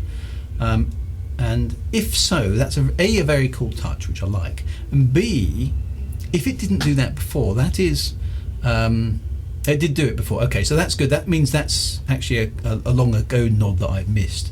Because that's actually lore as well, because in the original game, the Adder was supposed to be one of the best atmospheric ships in the game. Because it had something called Preg's wing folding technique, and that means that somebody's read their original Elite manual, which is good, when they designed the Adder, because it's got a wing folding technique. So thumbs up to whoever designed the Adder for going back to the original source material there. So that's quite good. So I like that. That was good. Anyway, so this is, I haven't been to an outpost before, so this is going to be interesting, because an outpost, the outposts aren't spinning. Okay, the outposts aren't spinning. So there's no artificial gravity here. In fact, there's no artificial gravity inside the ship either, but obviously you're stuck in a seat. So it's going to be interesting to see if there's any handling of the zero-G environment at all. based on, because on planet surfaces there's some gravity. On the space station, the spinning space stations, there's artificial gravity, effectively inertia. But here, there won't be any artificial gravity at all. You'll be disappointed, Drew, says Stephen Usher. I kind of thought I would be. So I'm going to, if I am disappointed, I'm going to mark them down several points here, because this, if they've not modelled zero G, or it's not giving it any consideration, then that's not good. Okay. Now, what you'll notice with the outposts is that the docking pads are all sorts of wacky angles to each other. Some of them are 90 degrees to each other, which of course doesn't matter because there's no up and down in space. So let's see if there's anything here that is referencing that. So again, there's a small pad. Look at how small it is. That's the sense of scale is something that you're definitely getting from here, from being on foot, which I do like. And these are very short taxi rides. Okay, these are very short taxi rides. Okay, so we've docked. We can't disembark until the ship's down in the. Hope to see you again soon. Okay, we're very familiar with the inside of these pads, obviously, but okay. So here we go. What actually happens, if anything? Disembark. Come on. There we go. Right. So disembark. Okay. Okay. So this should be a weightless environment now. Okay, so you get a little warning there, but you can walk about apparently exactly the same way. Okay, and that action there, that kind of semi-running action there, that is not possible with mag boots. Okay, that is not possible. Magnetism is not a substitute for gravity. Magnetism is more like a stickiness, okay, which you have to make and break. It doesn't operate over, it doesn't operate in the same potential field, okay. So that you can't, mag boots will have to go ka-dunk, ka-dunk, ka-dunk, ka-dunk, ka-dunk like that, and you can't do that. You can't run in mag boots, okay. So that's really badly wrong, okay. So they've been a bit lazy, which is a shame. With the zero G. So this is a zero G environment that we're in, and there's no nod to zero G here at all. The crates are apparently stuck on the floor. So, and there's debris on the floor, which surely can't be magnetized. Okay. Now these are, that's paper, unless everything has got some magnets in it, which I suppose is not impossible, but. Are the shadows missing? That's a good point. There were, well, there's a bit of shadow there, or is it just diffuse lighting? I don't know. Oh, look, the ship's gone. Okay, well that's interesting. So this does not look like a zero G environment. Okay, there's what is definitely, I think, a cardboard pizza container there should be floating about. All right, so that there is no nod to zero G, which is a bit disappointing. I can understand that that's a technical limitation and you have to be a lot more smart to code it, but stairs in a zero G environment, you don't need you don't need stairs in a zero G environment. Okay, so that's silly. There's so that's a bit disappointing. Okay, what does the inside of the concourse look like here? I'm guessing it's going to be the same, a variation of the same. Yeah, okay, so not anywhere different. So there's no nod here to.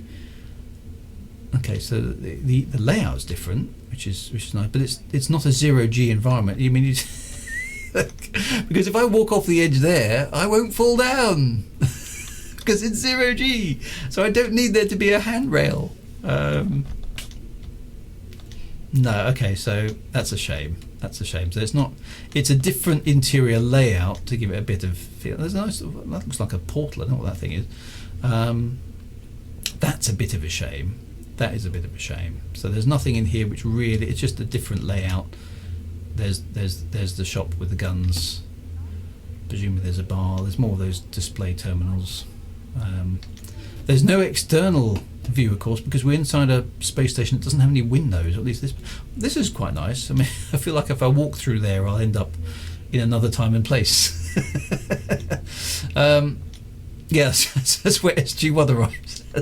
Maybe that's the jump gate, guys. We'd be looking for. We just need to work out what the coordinates need to be to activate it. Where's the terminal for the jump gate? I don't know where it is.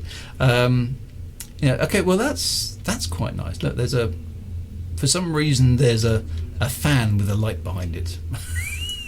because it looks moody and cool. Now that to be honest is actually quite a cool place for a dodgy mission giver to stand, doesn't it? Because why wouldn't you stand in front of a giant spinny fan with a light behind it? it's very sort of cafe noir, that is, isn't it? Again, lots of adverts for drinks that you can't buy. There's the bar. This is a much better looking bar actually. It's presumably there's no you can't buy any drink. Maybe that's an alpha feature I'm really looking forward to. So what's down here? So there's another one of those spinny fans. It's a bit misty down here as well, which is quite nice. As if it's a bit industrial. So that I quite like. There isn't a great deal else here, though, is there? Oh no, there is a window. There is a window. There we go. Look, we can look out into space, which is the first time we've been able to do that. Okay, so there is a sort of space. There's a space window with some reflections on it, which is quite nice. So, again, lots of luggage stashed away in the corner with some warning symbols. But no nod to 0G, which is a bit of a shame. So anyway, so there we go. Right, so let's get our. So there's another. Some of these mission givers look very, very young to my way of thinking. She looks about 13. Beverly Roth. What sort of mission would she give us? Find the Californium in an empty settlement. Oh, I did one of those, so that's a low level mission. That's okay. Sure, I can't persuade you. I like the interactivity. Okay, being able to talk to the characters is quite nice, even if it's very, very, very, very basic. But there's another lady with an iPad. There's some stuff in boxes here that kind of just lying around. Where's Apex Internet over there? Well, I've dilly-dallied about this long enough. Let's get down to the surface of the planet and have a look around, because that's the big deal, isn't it? So a bit of a shame on the 0G. Right, let's find a planet with an atmosphere. Now, this is the planet where we started from. I wouldn't mind taking a look around there, but I don't want to just go to the base that we're on. There's lots of other bases here. So let's take a look at another surface port, because it's not too far away. Thompson Horticultural. There we go. Let's check that out. Okay. Because I don't want to waste your time and mine by going right. Where's which lift do we take? There it is. That one. There we go. There's a lot of lift action at the moment, which seems to be about all there is. Now, I don't know about you guys. I mean, these environments are quite nicely done. I'm not going to complain about those. They look good. There's a sense of scale is all good, but they're pretty small level. If you think about these as levels to navigate, I don't know. Oh, pick one in daylight. I'm not sure if I did. Oh well, we'll find out. Can always go somewhere else.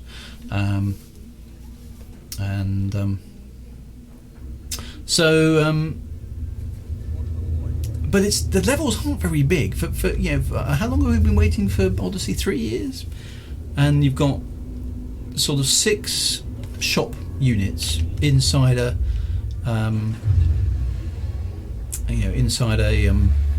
a self-contained building. That doesn't feel big. Now I know that we haven't seen the settlements. They're I'm probably going to have to do another stream on that maybe as we go through.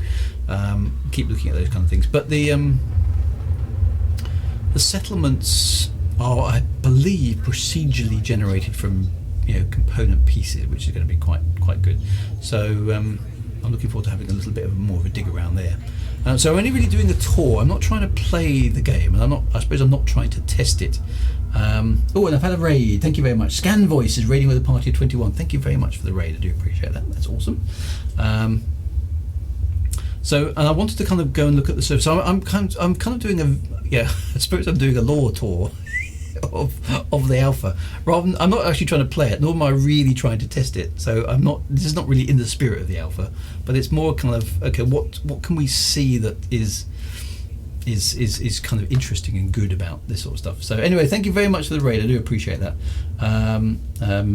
Scan Voice, and that's very cool. Thank you very much for doing that. So anyhow, back to this taxi. This for me is not good gameplay at all. I mean, it'll probably go away from me once I can fly my own ship. But I still wonder about this from a kind of new player perspective. Is this particularly over long? I mean, short distances aren't too bad, but long distances, it's going to be. Are you really expecting me to sit in the ship for 10 minutes? I don't know. You can test and fly an Anaconda right now. Can you? Okay, interesting. How do you get to the Anaconda then? I don't mind the idea of a taxi. It's just the length of time you sit around not doing anything. I mean, no, that's very, very true to life, in the sense of using a taxi. Oh, this place is in daylight, so this is giving us at least a glimpse of what the planetary surface is like.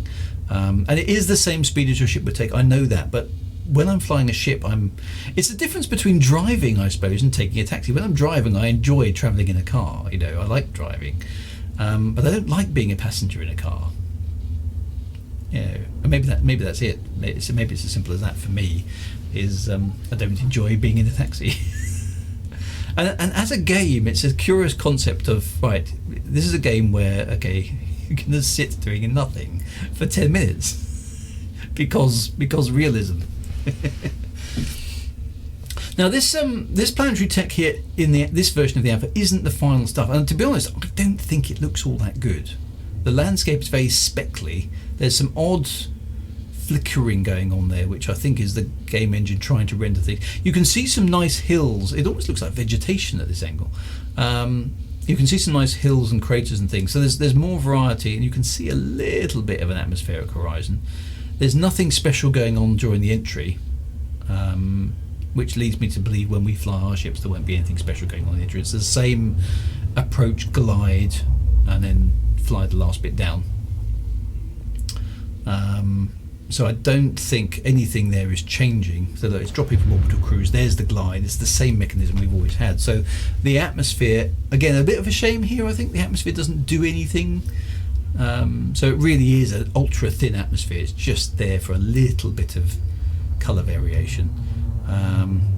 Now I'm itching to go and fly the ship over to stand on the edge of that crater, but I can't because I'm in a taxi.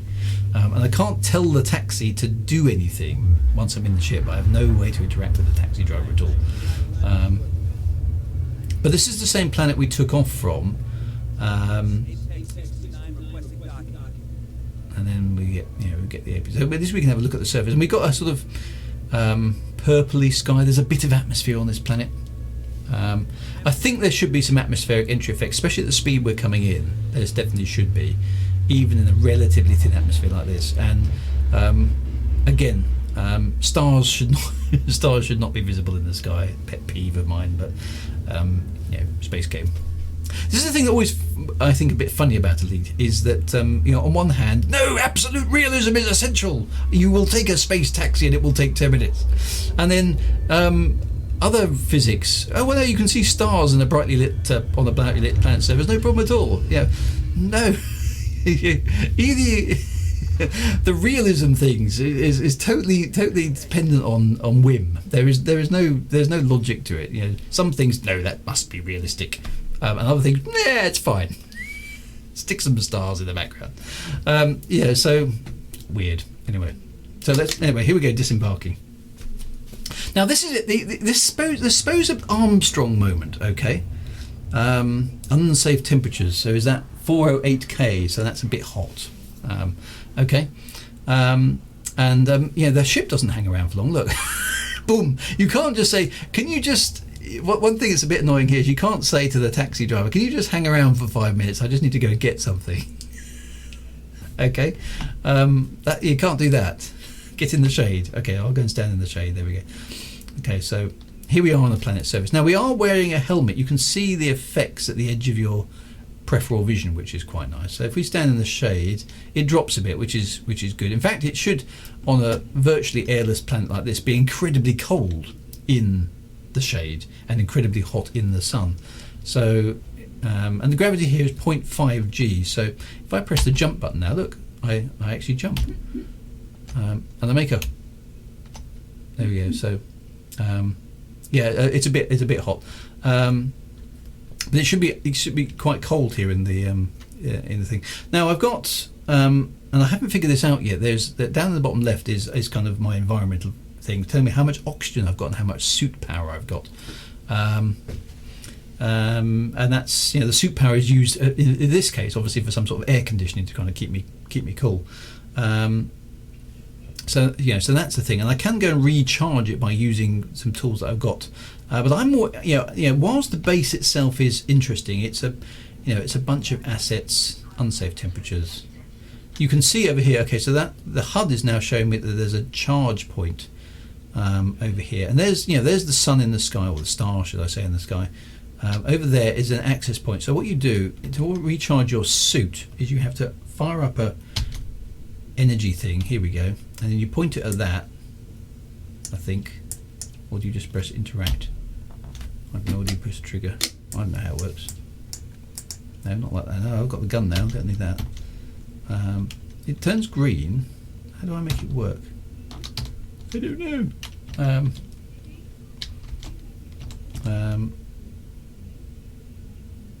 I've done this once. Oh, there it goes.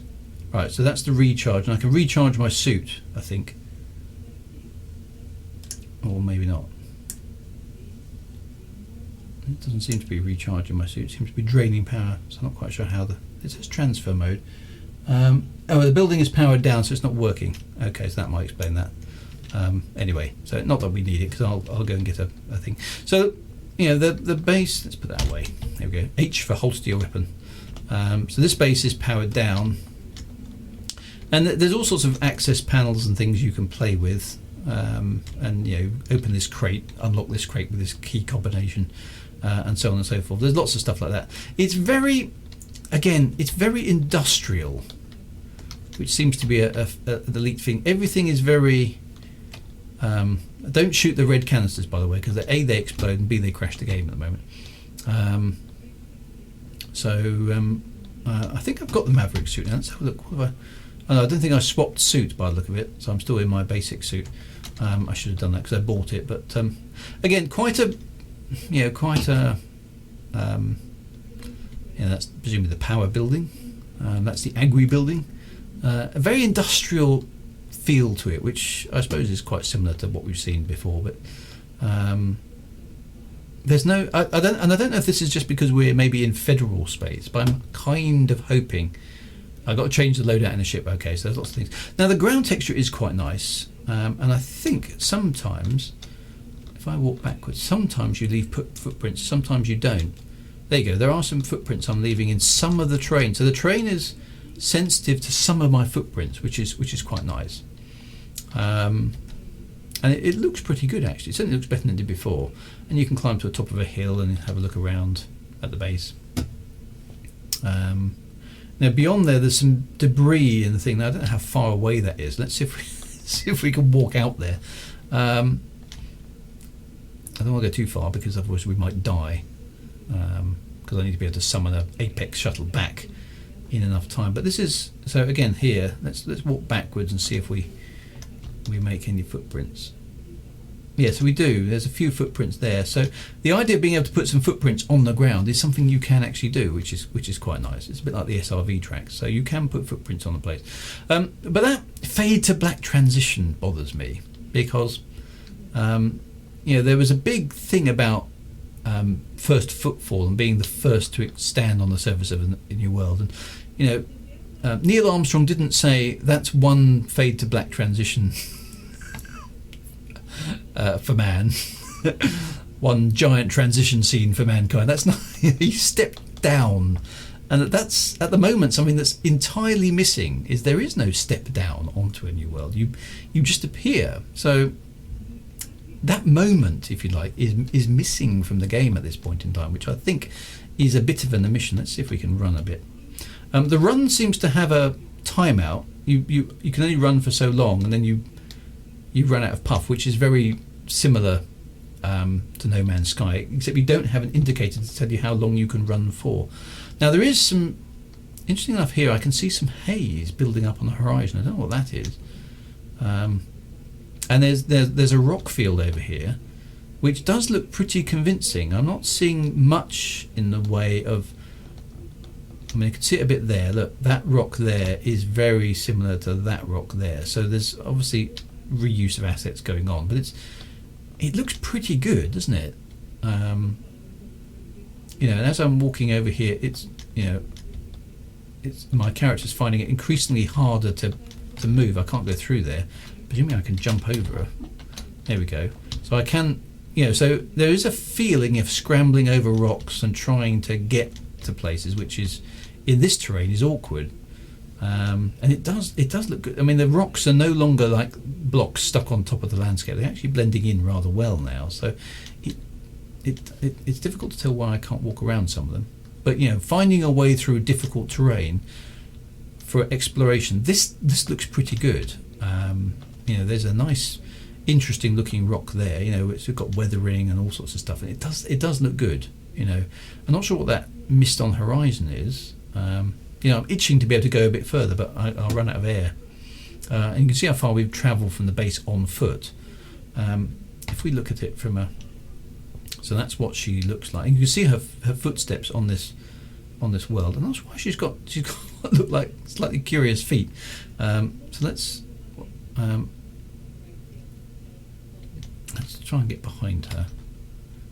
Which button is that? There we go. Right, so let's just see what it looks like when she encounters an object. Okay, so she classic NPC thing, but she does sort of get over the small ones, and so there is a feeling of walking over the terrain. Doesn't really feel like half a G to me, and she can jump, but she can jump quite high. Okay, so that does look like half a G. It's a bit of a funny jump animation, but that's definitely not Earth G, is it? She can jump almost her height on this planet. So there's been some thought about gravity on the planets, which is nice. So that I think is encouraging. And you've got the sun and the sky, and presumably that the orientation of things in space will change. So that's that's quite good. This I assume the green sphere is is your health, which is fine at the moment. And you can see my suit power level is dropping. So we haven't got a mechanism to get any further at the moment. There's no SRV right now. Is it just an SRV on legs? Well, I think that's a criticism that you could throw at it. It's just a slower way of getting around. It does feel, I mean, if I sort of stand here and then I crouch down, there is a sense that I'm on a planet to that kind of sense. It's the first footfall bit that's missing for me. Is I want to I need to walk down a ramp. The ramp needs to be there, or possibly maybe just the lift from the spaceship down onto the planet's surface needs to be there. The fade to black doesn't do it, not in my opinion. So that's a problem. I'd like to see more. That there is some mist, look, hanging over the horizon. I don't know if that's been caused by something. The bases don't look badly integrated into the environment either, so so that's quite nice. This base, I'm guessing, is powered down, so that's a problem. Let's try going back and doing a different loadout, because that will be quite good. So the bases here, there's a very industrial feel. Now that's the landing pad, isn't it? So the way to summon this takes a long time to figure out. The way to summon the thing is you have to fire up this menu, go across to here, go to Apex Shuttle and say, I want a booking, please. Come and get me.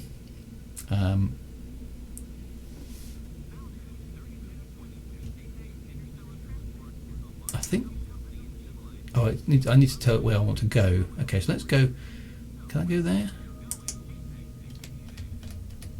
No, that's the planet. There's no way we can go there at the moment. Let's want one with a nice atmosphere, really, or a bit more of an atmosphere. Trouble is, a lot of them are very long way away. Let's try and stick around the same orbital body. Is there another one? There's some. Okay, so this one maybe around that gas giant. Let's try going there. So you've got to remember, you've got to do this while. It doesn't look like many of them are in daylight, but anyway, let's try one there. Okay, so all this time your power is running out, or your oxygen is running out. So the user interface delay is a bit. Now, wherever this shuttle is coming from, now this bit's a bit unrealistic. Okay, is that there's obviously a shuttle hanging around not too far away, because it's able to arrive, and you can't. And there's no. It doesn't seem to be a way to get rid of this UI. Oh, there you just press escape. The shuttle comes in very fast, so it's hanging around somewhere.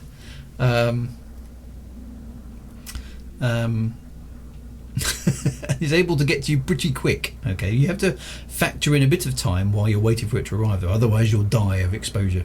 The dust is from the space harvesters.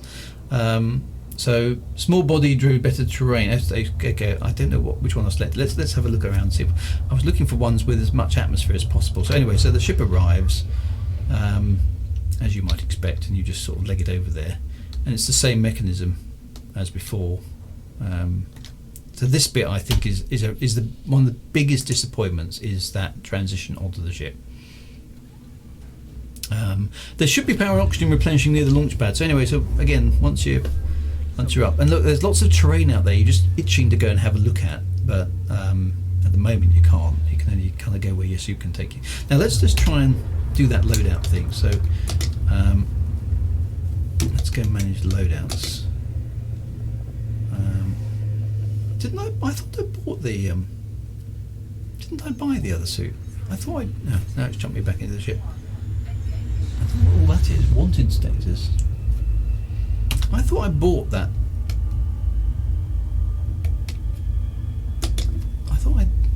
I need to create a new where do I do that then? Create. Okay, right, there we go. That's not very obvious. Primary weapon is empty. I haven't got a weapon. Secondary weapon, and I've got my standard set of tools. Okay, so that just gives me the better suit. So let's call that Maverick. I suppose I can call the next suit Goose, can't I? Okay, so that. Okay, so I've got that one. So I'm going to use that one. Is that right? How do I know I've got one selected? I don't want to delete it. I want to use that one. How do I tell it?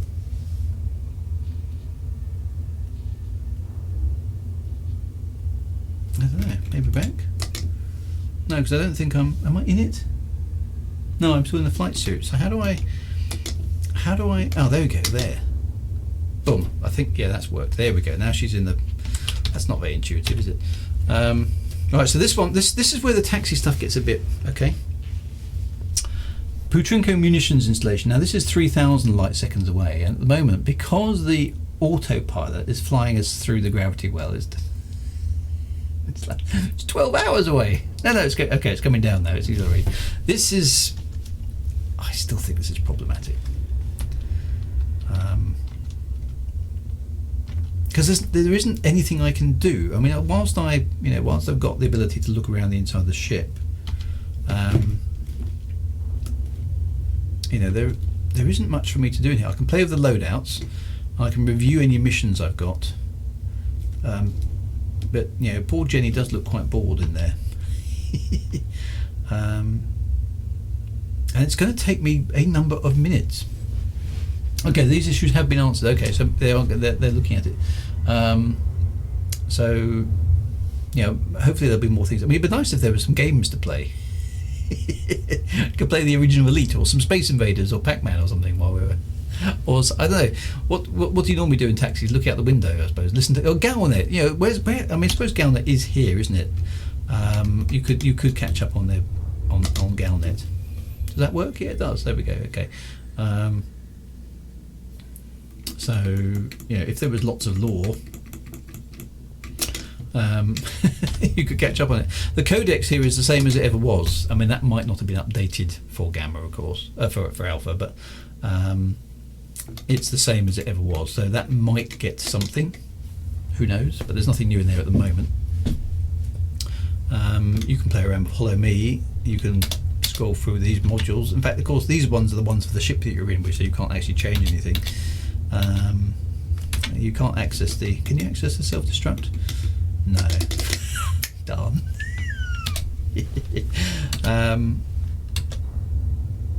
So, you know, that is there, but there isn't anything to... And okay, we're almost there now, which is good. But there isn't anything to do.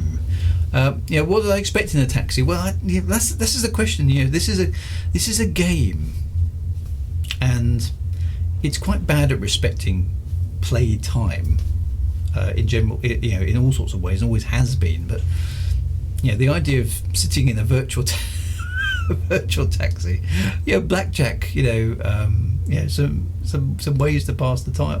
I don't know what I want here, actually, to be honest. Is Raxler still in the codex? Yes, it is, but it's exactly the same as it was before, so they've just copied it across. There's nothing new there. So there's a nice gas giant there that we just went past. Let's just have a look at that. There it is. So we're obviously coming into one of the moons here. It's very dark out here, isn't it? There it is. There's the moon that we're heading towards. And so this isn't the final iteration of the planetary surfaces, but they don't look great from orbit at the moment. I don't think they look particularly spectacular at all. They're certainly looking better at ground level. They don't look... I mean, they look very not very differentiated from orbit at the moment. Not so much as a real planetary body of this type, I think, would. So that, you know, but it's an early version, so maybe that's going to improve. Again, does this have an atmosphere? Maybe the very, very, very tenuous of tenuous atmospheres. Most missions seem to be around the C star, but the respawn is around the A star. So yeah, so that there seems to be some slightly odd decisions in the Alpha. Now this is a lower gravity world, so you can see the mountain peaks are higher, which is correct. You can support much bigger mountains on lower G worlds. So that's quite good. So yeah, they've definitely done some physics and some thinking. They almost, to my mind, go overboard on the planetary modelling. It's very impressive, but it doesn't need to be that clever, to be honest, to get a nice effect. So there's a base down there, and then we've got some nice mountains around us now, which again, unfortunately, the base is too far away from the mountains to get a feel for the actual mountains, I suspect, because we can't get to them. Nice little touch of the blue Danube again. Small bodies look cool for colours. You know, so yeah, it's going to be interesting to see what variations of landscape we get. At the moment, most of the places we can go to aren't all that interesting from a planetary surface, and we do know there's still no caves and no overhangs. Whilst the terrain is definitely better, that's still something that isn't there, which is again seems to me quite a shame, because you just can't have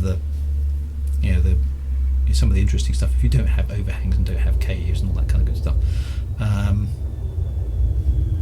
Okay, so this is an active base, so I need to be a little bit... This is a munitions installation, so perhaps this wasn't the best place to come to, but I am unarmed, so at least from that perspective maybe I'll be okay. Let's just disembark.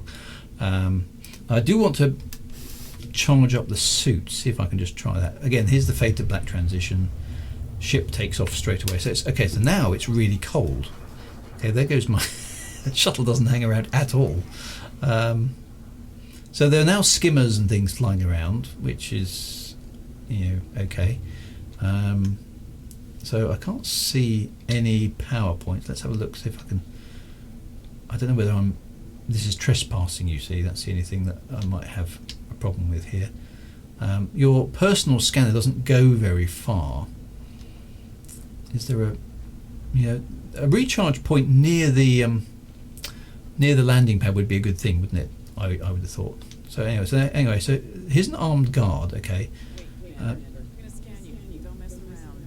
Okay, so we're being scanned now. I should be fine here because I'm not a bad person. I'm just here for looking around. Now, what I'm really after is a charge point, which seems to be inside of, oh, there it is there. Okay, so this is a green one. This one should work. So what I can do here is I can recharge my suit by going E, and then there we go, suit fully charged. Okay, so as far as my suit can take me, I can come back to the base and recharge it, which is quite nice. And I can get power cells, which I can grab myself if I wish to. So let's head out onto the train again. Now, I can't go through. That's interesting. I can go through there, or not. Okay, let's put that away. Maybe it's the there's actually there's a few interesting things here. So that looks like some sort of laser cannon.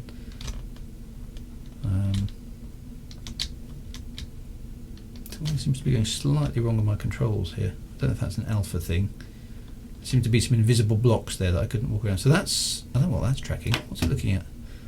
It's sort of some kind of presumably that's some sort of anti-aircraft defense. There's something definitely sticking here a little bit. Let me walk across the pad and out the other side. Let's see if we can get away from the there's definitely something occasionally blocking me. So let's get away from the base, because it's more the train at this point that's interesting me, and we can come back and play around missions at another time. But this is nice. There's some specular lighting here, so this is quite good. As although the sun itself seems to have disappeared. There's the sun. There's the glow of the star. Doesn't seem to be a star. So that's a bit odd. But you can see the ground effect. Look at the sparkle. So the sparkle is rather nice. Okay, so that's kind of giving you very much the impression this is extremely icy. Okay, and it's, as you can see, the temperature is very, very low. So are we making footprints here? Let's find out. So this is the biggest thing. We are making footprints, which is nice. Okay, so that is quite nice. Look, we are actually literally making some steps on a brave new world. So that's quite good. Can we? No, we can't operate that. But I'm literally interested in getting over to the mountain if I can. Come on. So you can run for a little bit and then you get tired. Oh, this suit seems to be keep going for longer. Oh, there you go, getting tired again. So there we go.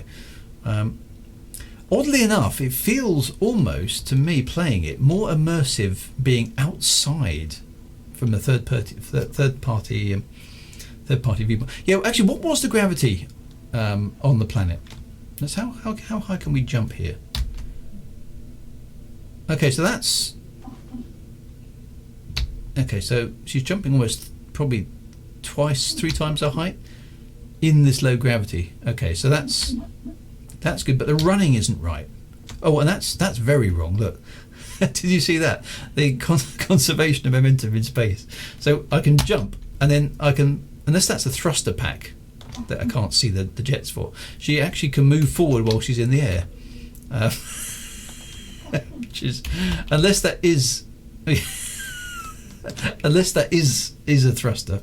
The suit does have thrusters. Okay, or maybe that's how that works. Oh, look, there's a shadow. Look, what's that? Where's that coming from?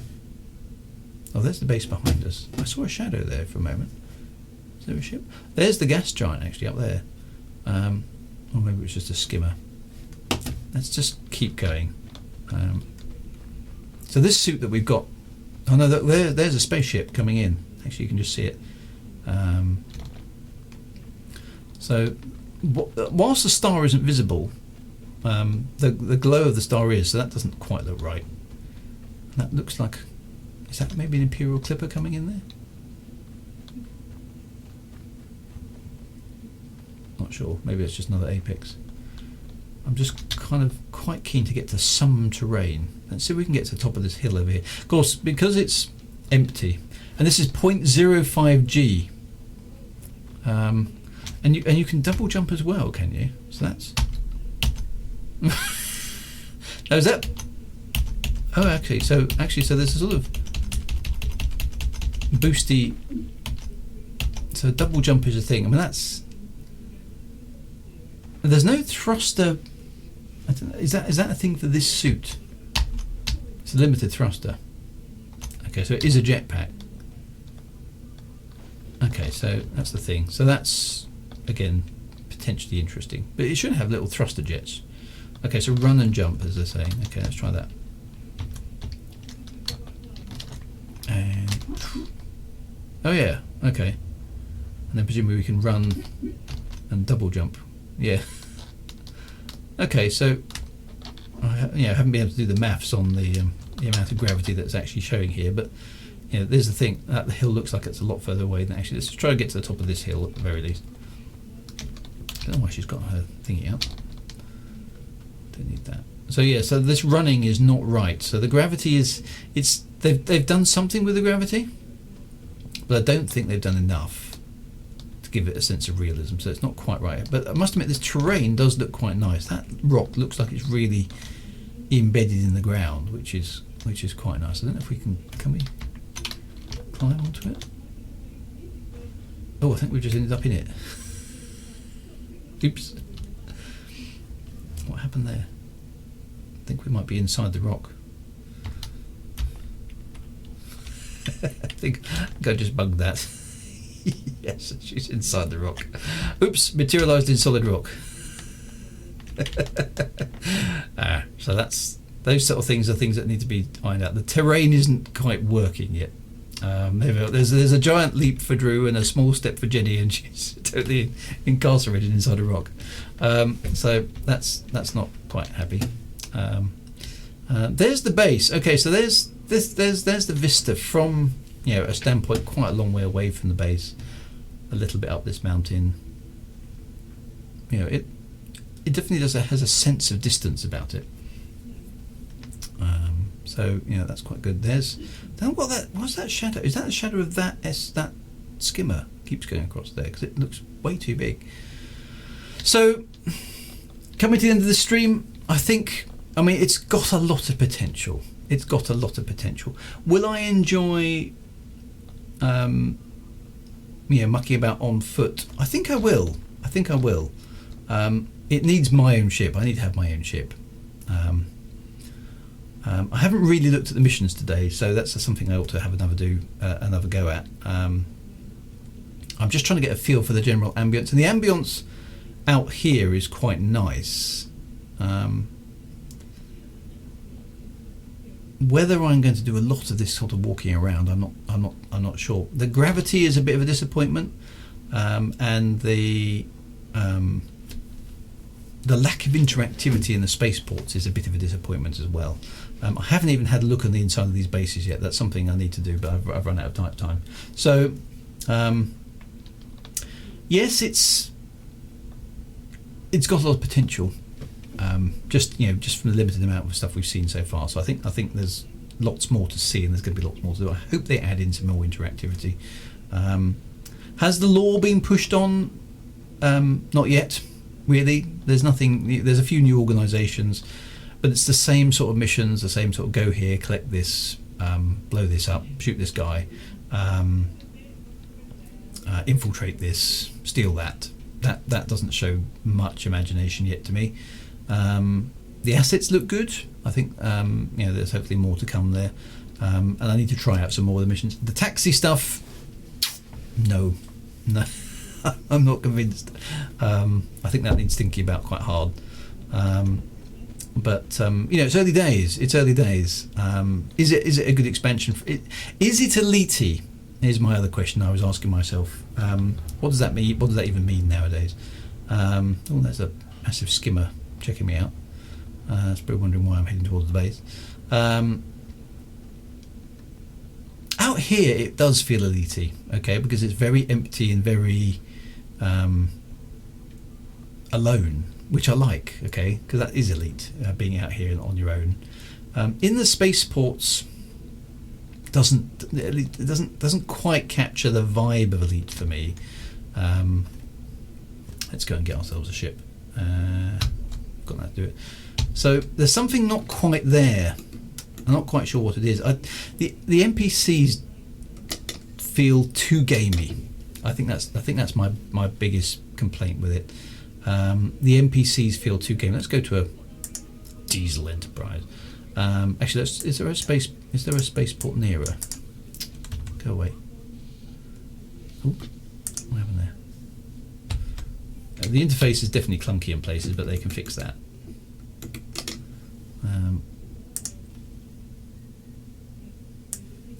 Is there a...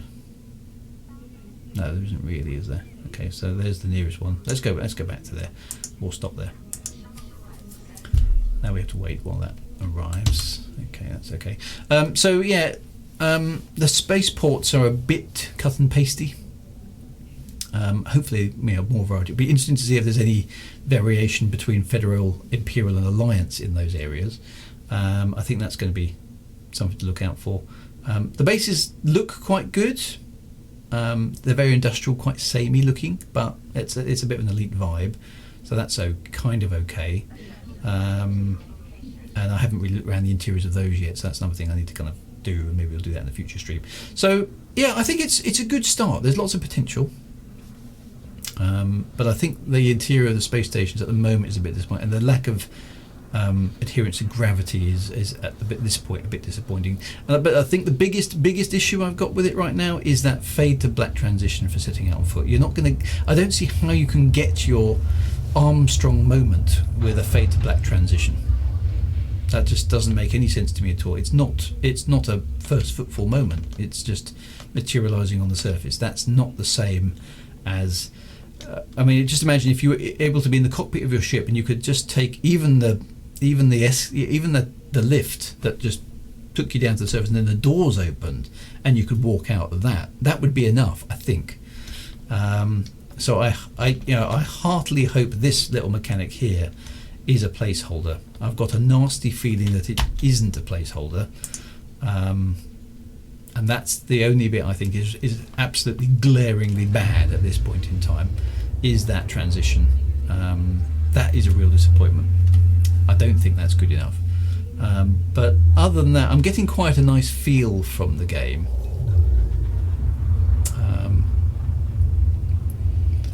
It's the stairs on the front leg. Okay, so I'm just catching up with the chat. FDev summed up lots of potential needs. Yeah, I'd say that is a very good observation of my observation. Actually, is there's lots of potential needs work, and that is the bit that worries me. Their track record on improving these things isn't good. So I don't know how they can say that they don't have the interior of all the ships complete. Well, they've got enough of you'd thought looking at that. I mean, even if they could put a lift door like the ones we've just seen on the spaceport, if they could put a lift door on the back of the bridge, and with a bit of hand waving for the moment, the lift allows you to, because I mean the Corvette, for example, I mean surely you don't walk from one end of the Corvette to the other, or the cutter. I mean, I've got an Imperial cutter, it's 200 meters long. Okay, if you're in the back of the ship and there's an emergency, you can't tell me you've got to leg it to the front of the ship 200 meters away in order to get to the cockpit. There must be a faster way. So maybe there's some sort of internal transport mechanism, and that those lifts are clearly fast enough to do that. So maybe there should be lifts at strategic points within the ship. And I think a lift stroke airlock contraption that takes you from the back of the cockpit down to the ground and then opens. I mean, it could just be like a like a lift, literally just a lift that and that's your airlock to get into on the ground. Surely that can't be too difficult to go, and that could reuse assets you've already got in the game. And all you then need to do in order to give us that first footfall moment is model all the cockpits of the ship correctly, which you've got because we've seen those. We can look around them. And you just need to figure the walking animations and the mechanism to get in and out of the seat. That doesn't sound impossible to do. So walking around the ship cockpits surely has got to be something that they've got to consider. I don't know. that first footfall moment to me is missing any majesty. I want there to be a kind of, right, I am literally stepping out into a brave new world. I'm the first person to stand on this procedurally generated planet. I just don't feel I'm going to get that with the fade to black transition. It isn't enough. I need to be able to stand on my spaceship one moment and then go click, click, and then I'm not standing on my spaceship. Okay. Just give me the staircase. Even if you can't manage the cockpit to ground transition, let me be at the top of the stairs in my ship. Just model that bit so I can walk down the stairs. Fade to black from cockpit to top of stairs, that would probably be okay. And then I can walk down the ramp at least to the to the planet. Must be the top of the stairs. I think I want to walk down the stairs. So I don't know, that bit feels to me like it's too cheap at the moment. That beam me up transporter thing, that's just not right. So that's my there we go. That's my hour and a half of kind of looking at the game from a feel and a narrative and a look and a lore perspective. I haven't done much narrative at all, but that's some stuff really good, some stuff not so good. Some stuff that definitely can be improved, and some stuff I fear won't be improved. And we'll just have to see what kind of new stuff comes along. But anyway, so I will keep. I won't be here. So this is my last stream for a week or so, because it's Easter this weekend. So I'm not going to be streaming on Saturday. I won't be streaming on Monday. Won't be streaming on Thursday. My streams will resume the Saturday after. So a week on Saturday from now, I shall resume my streaming. I'm actually taking a week off. I know, it's outrageous, isn't it? But us lore types need rests.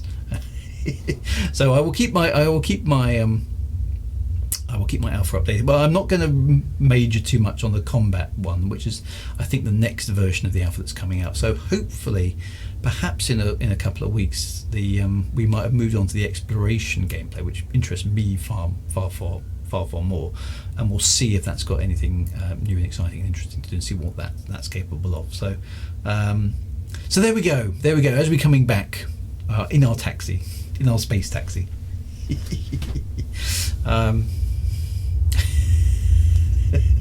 Still not convinced.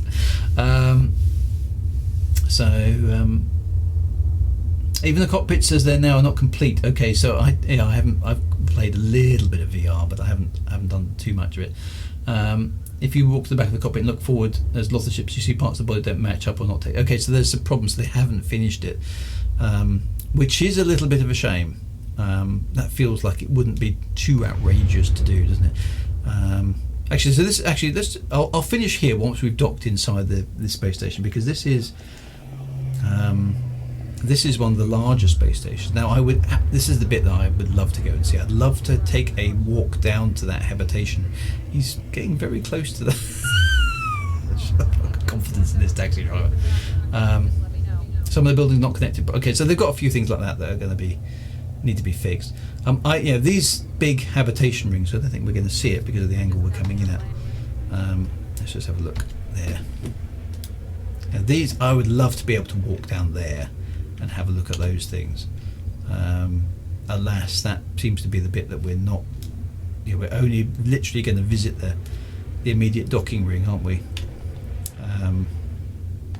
So again, let's have just a quick look here as we're coming down. The building that we're actually in when we walk around is actually visible here. So let's see if we can. Where is it? Can we get the ship out of the way? Where is the building? Is it gonna? No, it's not that. Where is it? It's that one there. There it is. Okay. Is that built? No, that's the. I don't know where it is. That's quite difficult to tell.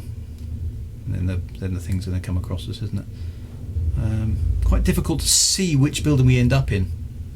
I was hoping we'd be able to work out, and presumably here we can't get to that habitation ring in any way. There's no way down. Now, that would be nice to see a bit of that, but again, perhaps that's coming at some point. So this is the same stuff, isn't it? Okay, so we have got gravity here, but I'm assuming if we go up here, then this is again. There's debris on the floor. There's some again paper notes there, and there's some Vega juice there. So a few Coca-Cola and the pizza. They obviously like pizza. So I think this is, of course, back in the day, in the original early days of Elite Dangerous, the community used to send pizza to the devs that were working on Elite Dangerous. So maybe that's a little nod back to the fans there for thanks for the pizza. So this does appear to be the same. So it looks like the inside of all the space stations that have, are basically cylindrical is pretty much the same. Yeah, it's the same base. Is Pete here? So Pete is a feature of all stations, it would seem, at least at the moment. So that all looks very similar. So this building, I'm not quite sure exactly where it is. I'm kind of hoping this building doesn't just spawn itself. Oh look, so stuff is happening. Look, something got blown up over there. So ships are coming and going. I didn't see this building from the outside, and there's just that one annoying thing about this at the moment. Even if I stand in this middle window and try, because what I should be able to do is I should be able to back away from here, and it just doesn't allow me to see anything. So you can kind of see the vague outlines of the building, but you can't see. You can see the space station is there, but for some reason the camera isn't allowing me to have a good look, and I don't know why that is, which is a bit of a shame. But anyway, there we go. So there we go. That is it. That's where we are with Elite Dangerous Alpha. I think it's got promise. I think there's some good stuff. I think there's some slightly disappointing stuff. But overall, it's there's definitely potential. So let's see how it develops. So I hope you enjoyed a tour from your tour guide, and I hope you had a good time with that. And say back a week on Saturday for more retro streaming and sci-fi discussions, and then a bit more Elite Dangerous on the following Thursdays. So and then the game hasn't crashed. I mean, there's the thing, we haven't crashed the game at all. So that's quite good. So fabulous stuff. Anyway, my friends, thank you very much. Hope you enjoyed that, and I will be back again in a week and a bit. So you look after yourselves, have a great time. Those of you who got the alpha, keep playing with it and see what else comes along. And I'll be back in a week and a half. You guys have a fantastic Easter, and I will see you soon. Be good, and right on, Commanders. I'll see you soon. Take care, my friends. Bye bye now.